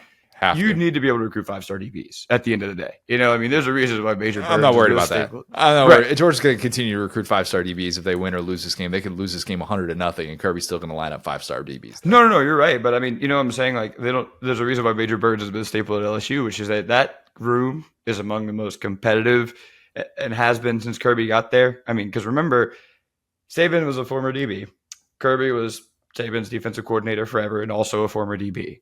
Those have been two rooms historically, and it feels like Georgia took that mantle from Alabama whenever Pete Golding was there, as far as we are the college best DB room. I'm not going to say DBU because none of those guys have really translated to the pros in the way that another school has. But point being, that has been the most respected. It's like being an Oklahoma quarterback. It's like being an Iowa tight end. Being a Georgia DB has meant something for the last, since 2015, 2016, and since the last years of Richt. So that's a group with a lot of pride. And I always go back to the SC championship game when Nuss came in and was lighting it up, and you saw Kirby Smart on the sideline just lighting into his defense, even though the game was out of hand for three quarters since the first quarter of that game, which is at the highest standard those guys have said, and they haven't lived up to it. And I think that Ewers is a guy who will take chances. And where I'm going with this is that against this Georgia back end so far, all you need to be is a guy who will take chances. Michael Van Buren is not, there's no Boston Tea Party going on. This is not some guy who is a revolutionary talent. You know what I'm saying? So at the end of the day, Georgia needs to have that. Okay, we can talk about the offense, play calling, wide receivers, whatever it is. But to be a Georgia football team, you need to have great defensive backs. And against a guy like Ewers, if you play well, he's going to flutter some balls. If you do the Ryan Williams and say, oh no, where did this guy go? Where did he come from? Texas has those style of athletes. So that's the big matchup I look for here is the deep ball. Quinn Ewers at times questionable arm strength because what he does is he tests the field a lot. Where Nussmeier will throw into double coverage, whereas Ewers will throw a ball that won't get there. Because he's getting hit or he's on a weird angle and stuff. And so point being, that's the specific matchup I want to see here is how confident is Ewers just saying, bleep it, somebody down there. Yeah. Can't wait for this one. Absolutely can't wait for it. A top 5 matchup that will feel every bit like it. And sorry, 12-team playoff haters. This game is still going to feel really important. It still will. And it'll still have huge, huge implications for the SEC race. All right. Kentucky, Florida. Kentucky is a 1.5 point favorite. Over under I have is 0.5 head coach firings as a result of this game. I'm talking about Florida. Definitely talking about Florida. This is the game that I've had circled for a long time. When we had Neil on after the Miami mess, I said that the Kentucky game is when this can all end for Billy. And here's why. Florida has played mostly solid football the last 3 times it's stepped on the field. Run defense against Mississippi State, still something to be desired there. But if you're a Florida fan, you've been really encouraged by the last 3 games that your team has played. The improvement of that group specifically, the run defense, massive 180. I need to give Austin Armstrong, Ron Roberts, those guys credit because Lord knows, dogged them a lot. But I thought they did it's like a 0.5 sack. Say it again. It's like a 0.5 sack credited to each of them. Oh, yeah. 0.5 credit. Co-coordinators, that's what you get. But yeah, I thought UCF and Tennessee would run all over them. That obviously didn't happen. That unit still clearly has a pulse. And I think there'll be some extra juice in the building for Lagway's first SEC start, as gutting as that is for Graham Mertz, who deserves immense praise for proving so many skeptics like myself wrong. I think that place is going to be rocking. But here's the problem, Will. You just can't be the guy that falls to 0-3 against Kentucky if you're Billy Napier. If you're the Florida football coach, you can't do that. All right? And I think we give as much respect to Kentucky as anybody. All right? Maybe with the exception of Chris Doering and Jacob Hester. Those 2 guys, they give Kentucky so much respect. They really do. But this is staring Billy in the face. 0-3 against Kentucky. If you lose to Kentucky with 3 different starting quarterbacks, you can't blame the past regime. You can't say, we're right there. They came into your house 2 years ago. They made Anthony Richardson look like he'd never played football before. You went into their house last year. Kentucky made your team look like it wanted to be anywhere else on the planet. You lose the 3rd one, and even the most loyal Napier supporters who maybe they've held on, maybe they were a little bit on the fence, and then these last 3 games are like, I'm back in. They're really building something. They will say it's not happening. They can be maybe mesmerized by some of those Lagway moments that we could get in this game, and that can still be reality. If Florida loses, I expect Billy Napier will be fired on Sunday. It's as simple as that. That's my expectation. But I don't think Florida loses. Co-head coaches. I don't know who would call plays. That's the weird thing. Like they would definitely Ron have Roberts as the head coach, right? Like I don't even know who they would promote. They don't have anybody with any experience. I'm not even trying to be mean. They don't have a single guy with any experience on that coaching staff. Look, Spurrier's got a lot of golf going on right now. Spurrier's an interim coach is last time Spurrier coached a team, it was in the AFL or whatever, and it was like the best team in the history of that The league. Alliance of American Football, they are still waiting on their rings. I was at his season opener covering that game and covering Spurrier, and still got it. Still got it. That was only 5 years ago. Just saying. I don't think Florida loses, though. I think Florida wins this game. Weird year for both programs. Really, really weird. But one thing that's been pretty consistent so far, consistently bad, Kentucky's offense is stuck in the mud. 12.8 points in conference play is what they've averaged. That's including the goal line fumble college football 25 glitch that went UK's way against Ole Miss. All right. Play that very easily could not have. I think Kentucky's only path is big time special teams play from Barryon Brown or some short fields getting set up by like Lagway making a mistake against Deion Walker and that Kentucky defense. I don't expect this to be a pretty game offensively at all. The over-under is 42.5, which is borderline 2023 Iowa stuff. All right. Iowa's getting into the 30s. I shouldn't disrespect Iowa like that, but even that feels a touch high. And dare I say, I don't think it's going to matter ultimately, but I think Florida's playing for Billy. I think they are. I think they kind of are in that atmosphere late at night. I can close my eyes and see Billy Napier having this exhale moment and moving past one of the worst decisions in game that he has made since he accepted that job, which was not going for the 2-point conversion at Tennessee. I still think he's gone at season's end. So I'm not saying that like winning this game means that his job is safe for this weekend. But I'm going to say that the defensive improvement that we've seen, it continues against the Kentucky offense that's just been desperate for answers. And I'm going to say that Florida wins this one 21-17. Earlier in this pod, you talked about, head coaches rooting for other teams in the sense of Bama rooting for Vanderbilt going forward. I don't think there's another team or another coach is rooting for another team the way that Mark Stoops is rooting for Ole Miss, because that win by itself should be enough to save his job. I don't think he's getting fired, though. I don't think that's really the issue with Kentucky. It's more about, like, does he realize, all right, this has passed me by and maybe I need to move on? Yeah, no. I get you, but just in terms of like momentum, right? Where it's like, you could tell anyone, you could tell boosters, NIL, whatever it would be. Hey guys, we beat Ole Miss. Look, this is why you invest. This is why you pay my salary. Because the worst thing to have is kind of a lame duck Jimbo style coach where you don't really want to pay his buyout. You kind of want to push him out the door and get him to retire. Suddenly, Mark Stoops, instead of becoming a ranches guy, becomes a massive bourbon distilleries guy. He's just like, I want 2 or 3 of those before I get out of here. So, point being, like, I'm kind of right there with you. I think that at the end of the day, like, I'm not kidding. Florida's played really hard. I could be objective about that. I think that you're right. You can't go in 3 against Kentucky, and that was one of those 2 unbreakable streaks that Florida had. The Tennessee one and the Kentucky one that I always joked about starting at SDS in like 2015. It was like even the teams that won 4 games could beat those 2 teams. The walk-offs and the too many guys on the field and stuff like that. So yeah, I think that's kind of. That's already gone, right? Tennessee has started to be gone now that Billy Napier is not successfully beating them. They've been successful against him, rather I should say. So yeah, I'm right there with you. It's that Kentucky. I can't exactly tell you. I mean, like both of these teams have been in slogs for sure, and you would argue that style of game favors Kentucky. But at the same time, it's going to be a fascinating quarterback matchup with Vandegrift and Lagway, 2 guys that have physical tools, but just it feels like obviously Lagway's 18. That's his reason. It's not like he's a bust or anything. He's just 18. But guys that are going to take a second to kind of process things, there should be a lot of guys open. But yeah, I feel like I'm taking Florida here based on what we saw last week, knowing who the quarterback is. I really do believe as an LSU fan with PTSD that having 2 quarterbacks is having 0 quarterbacks. So at least I think Mertz is a better player than Lagway at this point in his career, but at least you're starting Lagway. At least the receivers know to keep running their routes because that ball could be there at any minute. So yeah, I think Florida weirdly is better. Considering the embarrassment factor of Kentucky's losses, Florida's have arguably been less embarrassing. So that's why I'm taking Florida. I think they're actually on an uptick right now.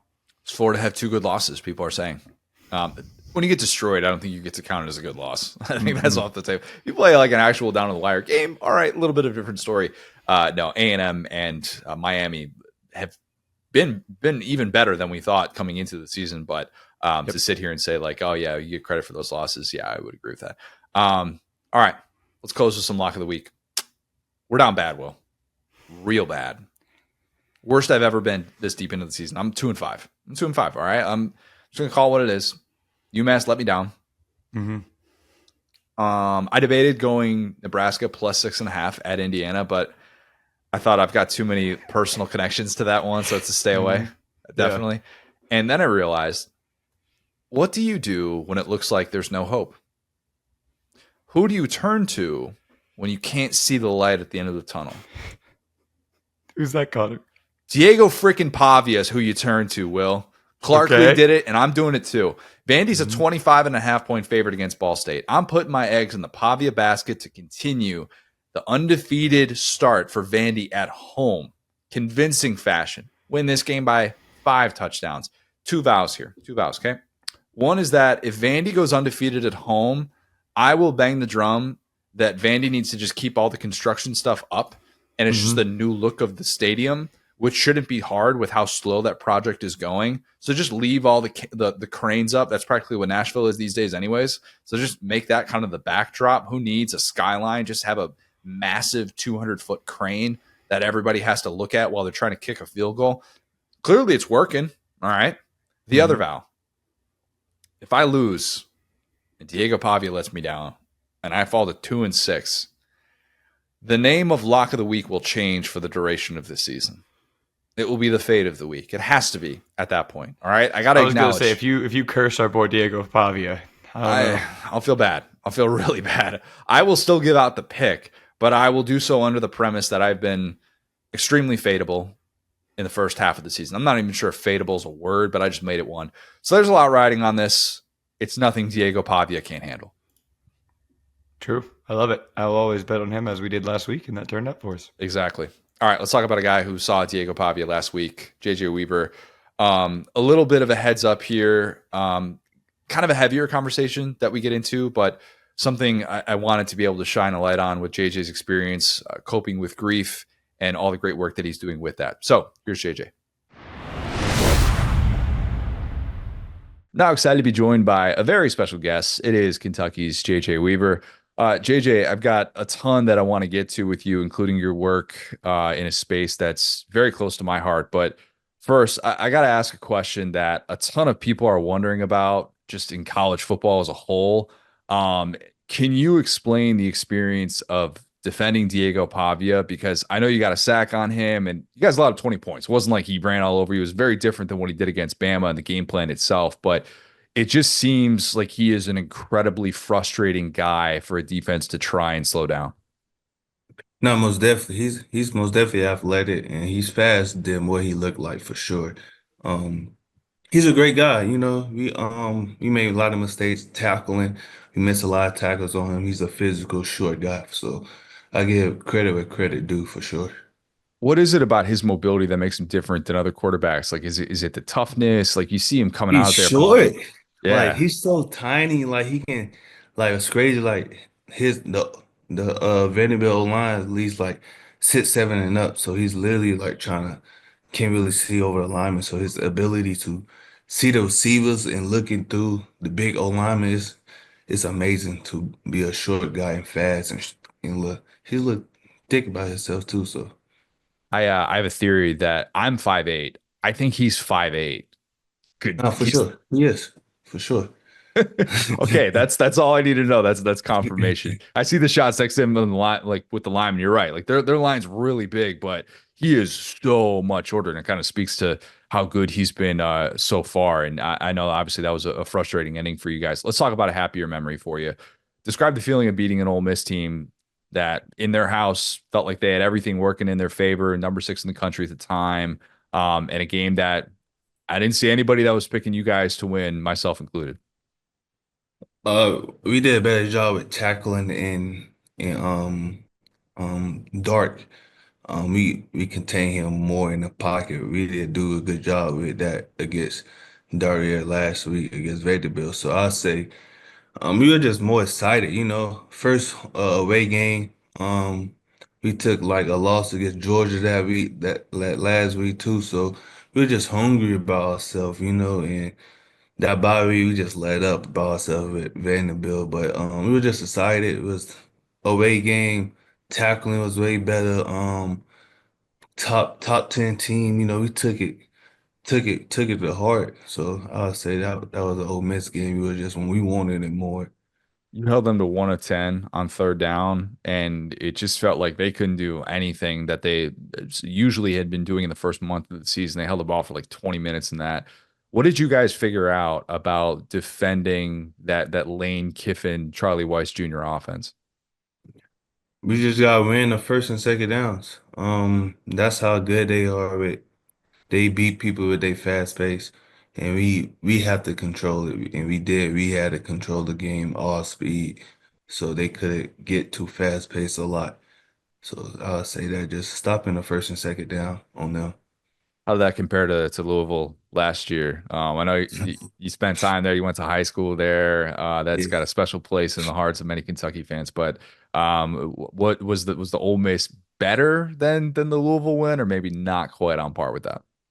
You know, it's crazy. You know, it's the best win, the Florida win. And back in 2020, was it 2020? Nah, 2021. 2021, Will first year when the UK stormed the field. We haven't beat Florida in like 34 years. That's the best wins I had, for sure. But Yeah, The Louisville game always, you know, it's always competition, you know, the best in the state. That's what we always call it.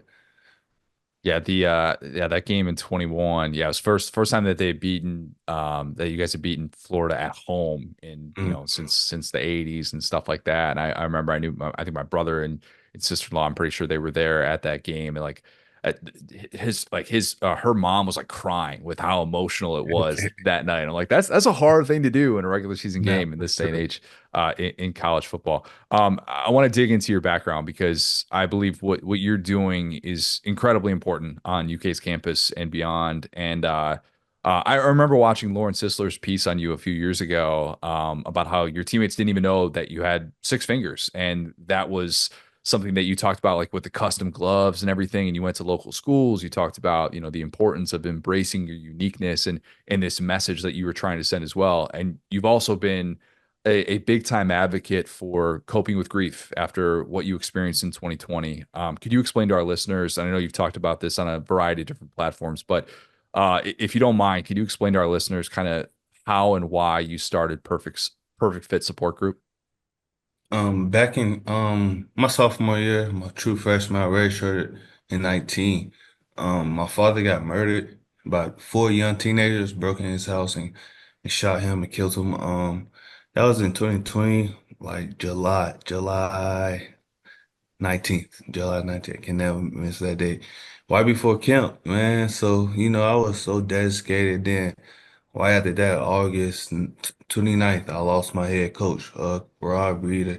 He was my head high school football coach at Louisville Moore High School. Lost him, so I was just dealing with a lot right before the season. Losing my father, then losing my head coach like a father figure to me. So it was hard, coping with that was hard. And then through the year, I started as a sophomore. Florida, we played Florida this year at Florida. I tore my ACL in it my whole that whole year, and I was coping with losing my father, my coach, with playing football. So then now I tore my ACL, now I can't play football or anything like that. So I was really coping hard. It was hitting me hard because I couldn't play the thing I love, football, and I just lost two people that I really loved the most. So it was really hard. So I was coping hard. I was had a bad recovery with my ACL, so I was just going through a lot. And the coaches seen it, Coach Stoops, my trainers seen it. They're just seeing the effects had on me. Bad grades were dropping, wasn't going to class. I was depressed, not going to treatment, staying at home. So that was really caring for me, that's what I really love about Kentucky. That's why I really haven't left. I've been for 6 years.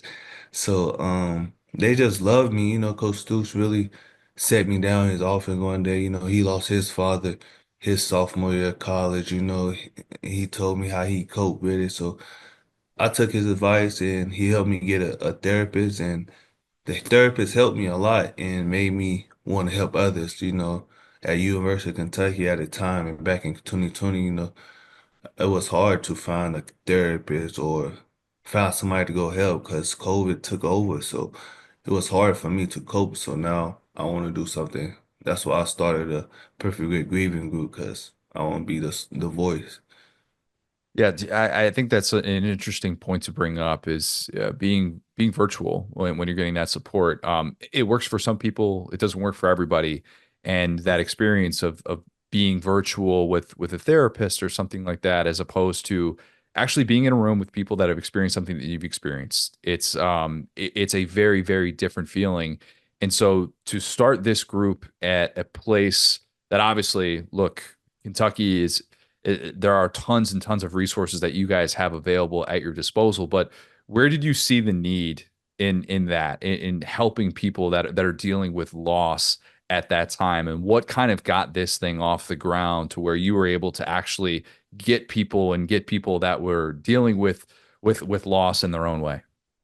It's crazy. It started in class. It was an assignment, my Dr. Brazil, Dr. B, I call her Dr. B. Shout out Dr. B, she helped me get all this started for sure. First it was an assignment, like just an assignment, and she looked at it, she sit me down like, hey, look, this is really nice. I lost my husband, my kids is young. She lost her husband and the kids is three, and now they older now, so now they coping with it, asking for their dad. So she sat me down, we had a really big conversation, and she helped me motivate. She helped me get to it. Kentucky Grieving Children's Center. She contacted me with them, and we just started from there. And well, I started it last year with athletes first. You know, I wanted to get to know my teammates, and I didn't know a lot of my teammates. You know, I didn't know a lot of the teammates lost a granny they really love. You know, they dad, fighting for their life right now or some stuff like that. So I really didn't know a lot about my teammates. So I started with a teammate at first, trying to make sure my teammates is good. I know football is a lot to deal with, outside of football. So it's me is bigger than football. So I just want to make sure my teammates was good, make sure that I'm there for them like they was there for me. So that's what I started with football. Now is um, all students, all athletes, it's worldwide campus, the whole campus can come to it now. It's great to know the resources are available, because in my experience, my first real experience with death was the loss of my father to cancer when I was 27. And my immediate thought afterwards was, I don't know how I would have handled this when I was in college. I don't know how I would have handled this if I were 8, 9, 10 years old. And I'm an established adult, and I'm still dealing with grief on a daily basis. And it's not a linear process. That's what I've learned. And so we were talking about this a little bit off air.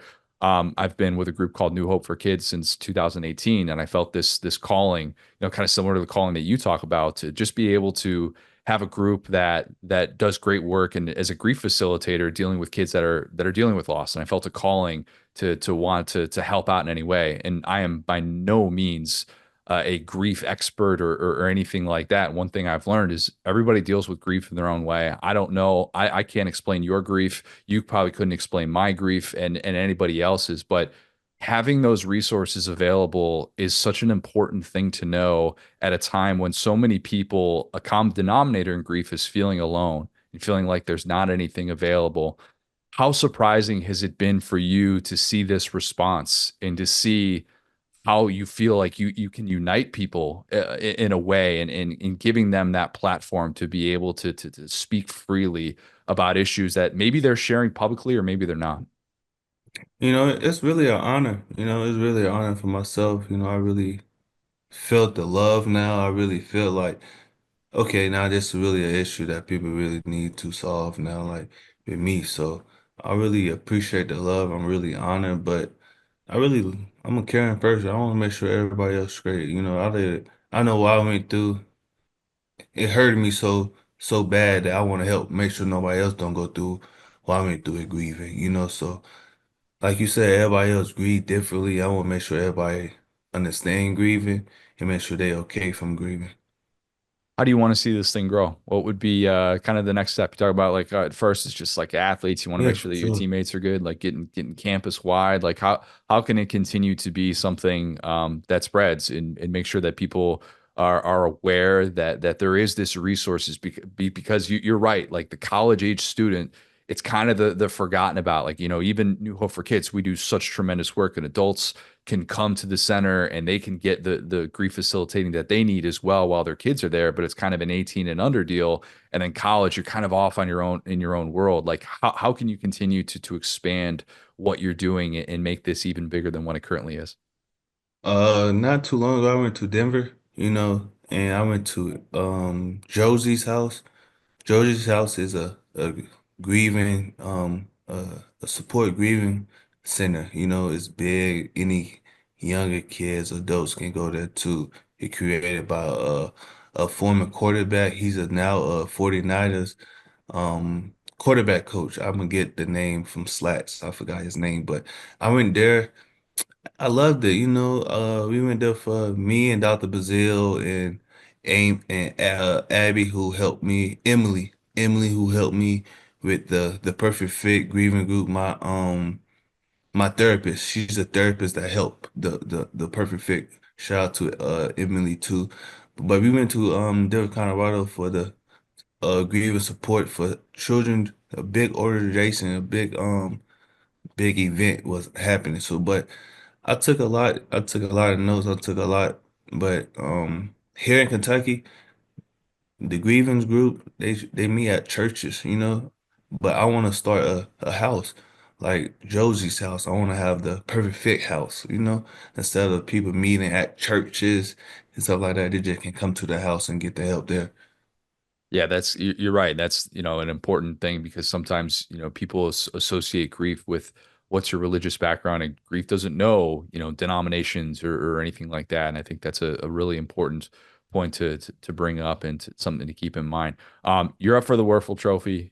You've done such great things in that community, and you're going to continue to do great things in whatever community you end up at when you decide, you know what, 6 years, that's a long time in Lexington. I should move on to the next thing. What do you want what would be ideal for your next 10 years in life? Because I think you're going to have a platform to be able to do some great things. In that 10 years, I'm be almost retired from the NFL. That's the goal. I want to go to the NFL and continue my football legacy for sure. But my outside of football, I want to just make sure everybody else like keep building this mental health. I'm big on mental health with grieving. I lost one of my best friends last year, so I like people sad to say people almost die every day. So I want to just make sure their loved ones is okay. At the end of the day, I want to make sure everybody else is okay with grieving. So I want to just keep building. I want to be worldwide, make sure everybody just okay for real. Do you have a way that you get to honor your father before games?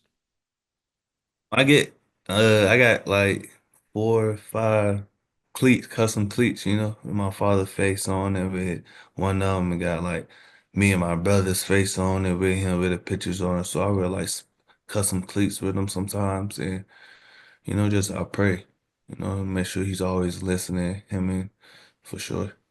JJ, this has been great. I want to get you out of here on some rapid fire, just 5 questions. First thing that comes to mind. Does that work for you? Yes, most living. All right, let's do it.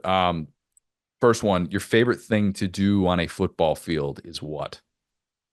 Dance. That's good. I've never gotten that answer. I like Yeah, I like that. to dance. Dance post sack, dance Yeah. post touchdown, just dance in general. I just like dancing. I just love dancing. They be getting the opponent like, why you dancing? Because I'm about to kill you. You don't know what I'm about to do.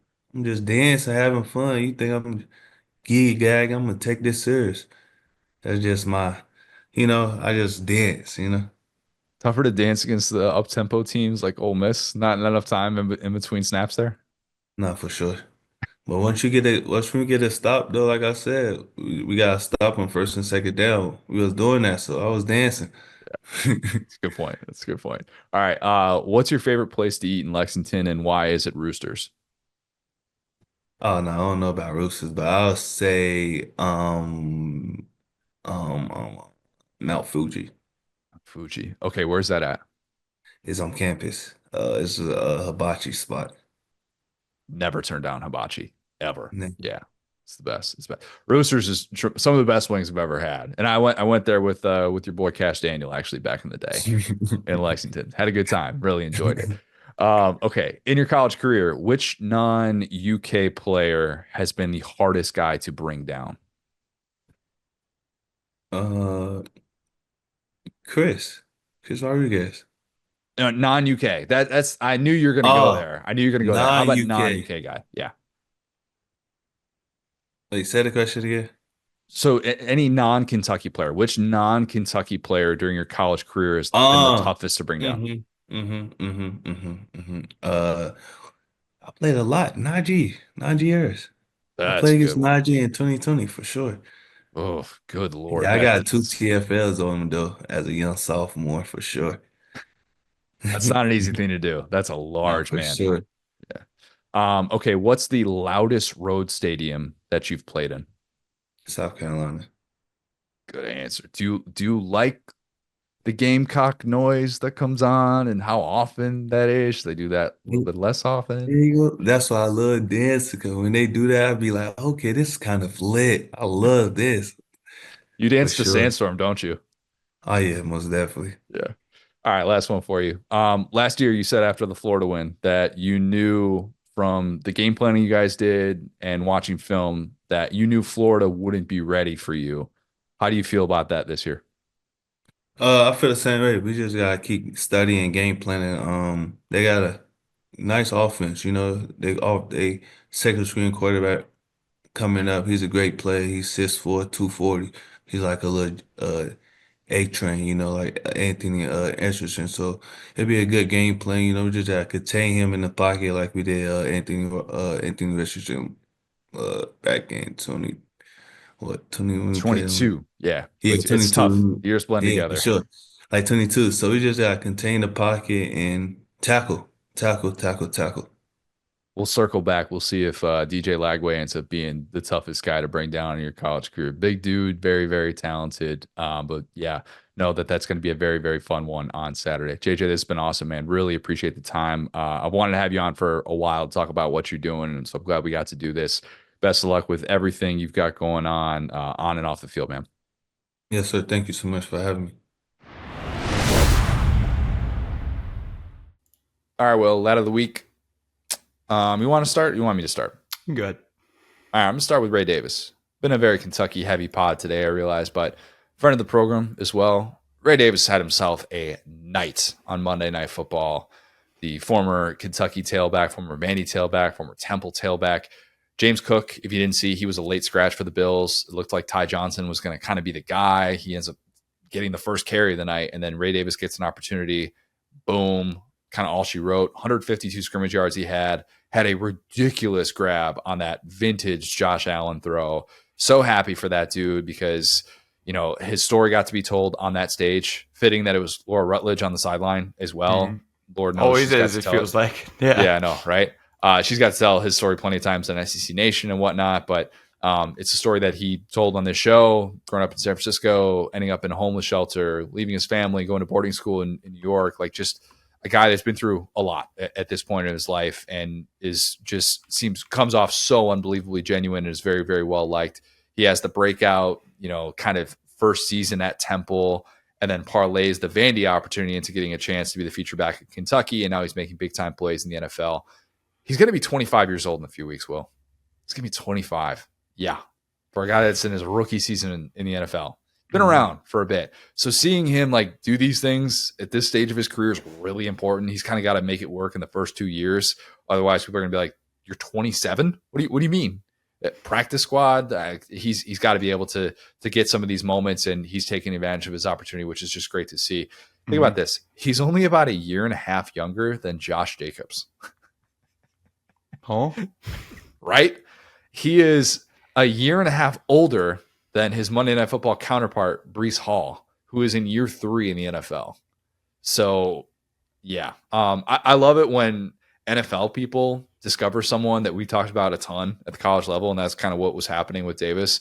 And I try to think about that instead of the inverse of that, which is like the NFL people telling us college people that we don't know what we're talking about when we point out someone isn't who they think they're going to be at the NFL level. And I'll not name any names, but you probably can think of a few people that I'm talking about. So I try and focus on the positive with that. And I just like seeing these guys kind of get discovered and NFL people freaking out about guys that obviously we've been given respect to for a long time. Yeah, that's to your point. It's kind of getting to where we're seeing a version of the NBA thing where it's for running backs, you just want to get a guy early and just get all the good minutes out of him before you have to pay him. So yeah, it's to your point, it's double overtime when you come in the league at that age. So yeah, good for him. And he's obviously a lad with an incredible name. So 25 in a couple weeks, man. Yep, he's almost older than you. Come on, man. Sorry. He is so mean to me today. I'm objective. I was nice to Texas A&M. Body jabs. That's all we're doing. No haymakers. We're not doing that. All right. Speaking of body jabs, let's talk about Jackson Dart Saturday. For lad of the week, there were lots of options this week. We've already talked about Pavia. Plenty of lads had a great Saturday. But the one guy that I kept kind of going back to, since there wasn't one star of the defense in Death Valley last weekend, is Blake Baker. And I think the best way that you could describe this is a stat that I sent you. Braden Swinson leads all SEC defensive ends in pressures. He is only 0.5 sacks. We were talking about it earlier. He's only 0.5 sacks behind Kennard for the SEC lead in sacks, which is, one game against Ole Miss did that for him. Basically, Whit Weeks goodness. I mean, the stat monster game he had. That's like the stats that Luke Kuechly used to have, where you'd look at the end of a Boston College game and this dude would have like 30 tackles. Yeah. And you'd be like, how did he do that? Weeks at one of those games last week, he now leads all SEC linebackers in stops, aka getting the offense off the field. And then Zy Alexander leads all SEC corners in coverage grade as well. So that right there is your 3 levels of the defense. You know what I'm saying? I mean, that's exactly what you want. Yeah, we saw Ulysses Bentley, my boy, take off against LSU, but outside of that, we didn't see too many big plays in the run game. We saw Jackson Dart look like he wanted to be anywhere but Death Valley. And so point being, you know, Blake Baker is a guy that I said this earlier. I think you were closer to correct than I was on him. I thought this defense would struggle. One thing that I didn't exactly account for is how just electric Zy Alexander is when he's healthy. LSU has a number 1 corner. Like, that was my thing. And I was like, who's playing corner? It seems like we got a bunch of number 2 corners out there.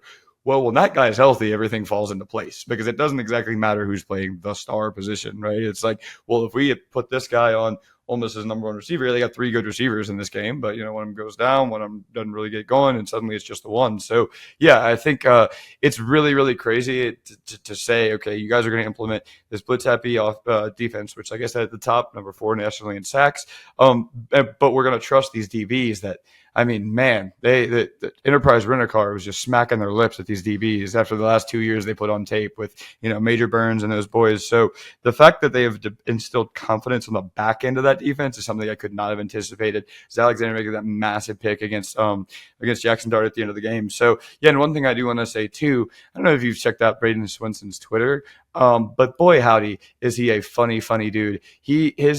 His celebration is like kind of the Ninja Turtle sitting on like the chimney, and he was basically like, that is. Okay. Yes, he is. He retweeted like all the people hyping him up. He's retweeting WWE clips. He's going at Lane Kiffin, and famously, and I'll close out on this. Man, this is so funny. It's like every celebratory picture of Swenson he'll retweet. But he retweeted something about like Kiffin, like quote unquote, jawing at him. He's like, Kiffin didn't say anything to me, trust me. And then he tweeted a picture of himself pointing, and it just said, "To Florida, buddy, go." What an all-time tweet by a DN that just kind of ended your season. So great job for Blake Baker. Now the offense just needs to stop inventing letters to run, to assemble, and then run in. Ampersand formation. Right? Exactly. What happened to I? You know, I was a fan of that. Good old Jacob Hester could line it up and, you know, run out of the I formation. We put Josh Williams in at fullback, buddy. Just you watch. There we go. Hester's kids are going to be old enough to play fullback at LSU real soon. So we're going to blink and that's going to be able to happen. We get the Breezes. We get the Hesters. We'll be like Deion Sanders. Watch out. Love it. Blake Baker, worth the money. Yeah. Worth the money. That's why you pay a big-time coordinator. That's why you have to be willing to be really critical and gut your entire defensive staff when it's not performing. And it's paid dividends so far. Very much so for this LSU team. All right. Week 8. Can't wait for it. If you haven't, leave us a 5-star review. Subscribe to our YouTube channel where you can watch every single episode of the Saturday Down South podcast. Follow us on Twitter at the SDS Pod, at Set Down South, at CJ Guerra, at Go So Hard. Thanks, guys. Talk soon.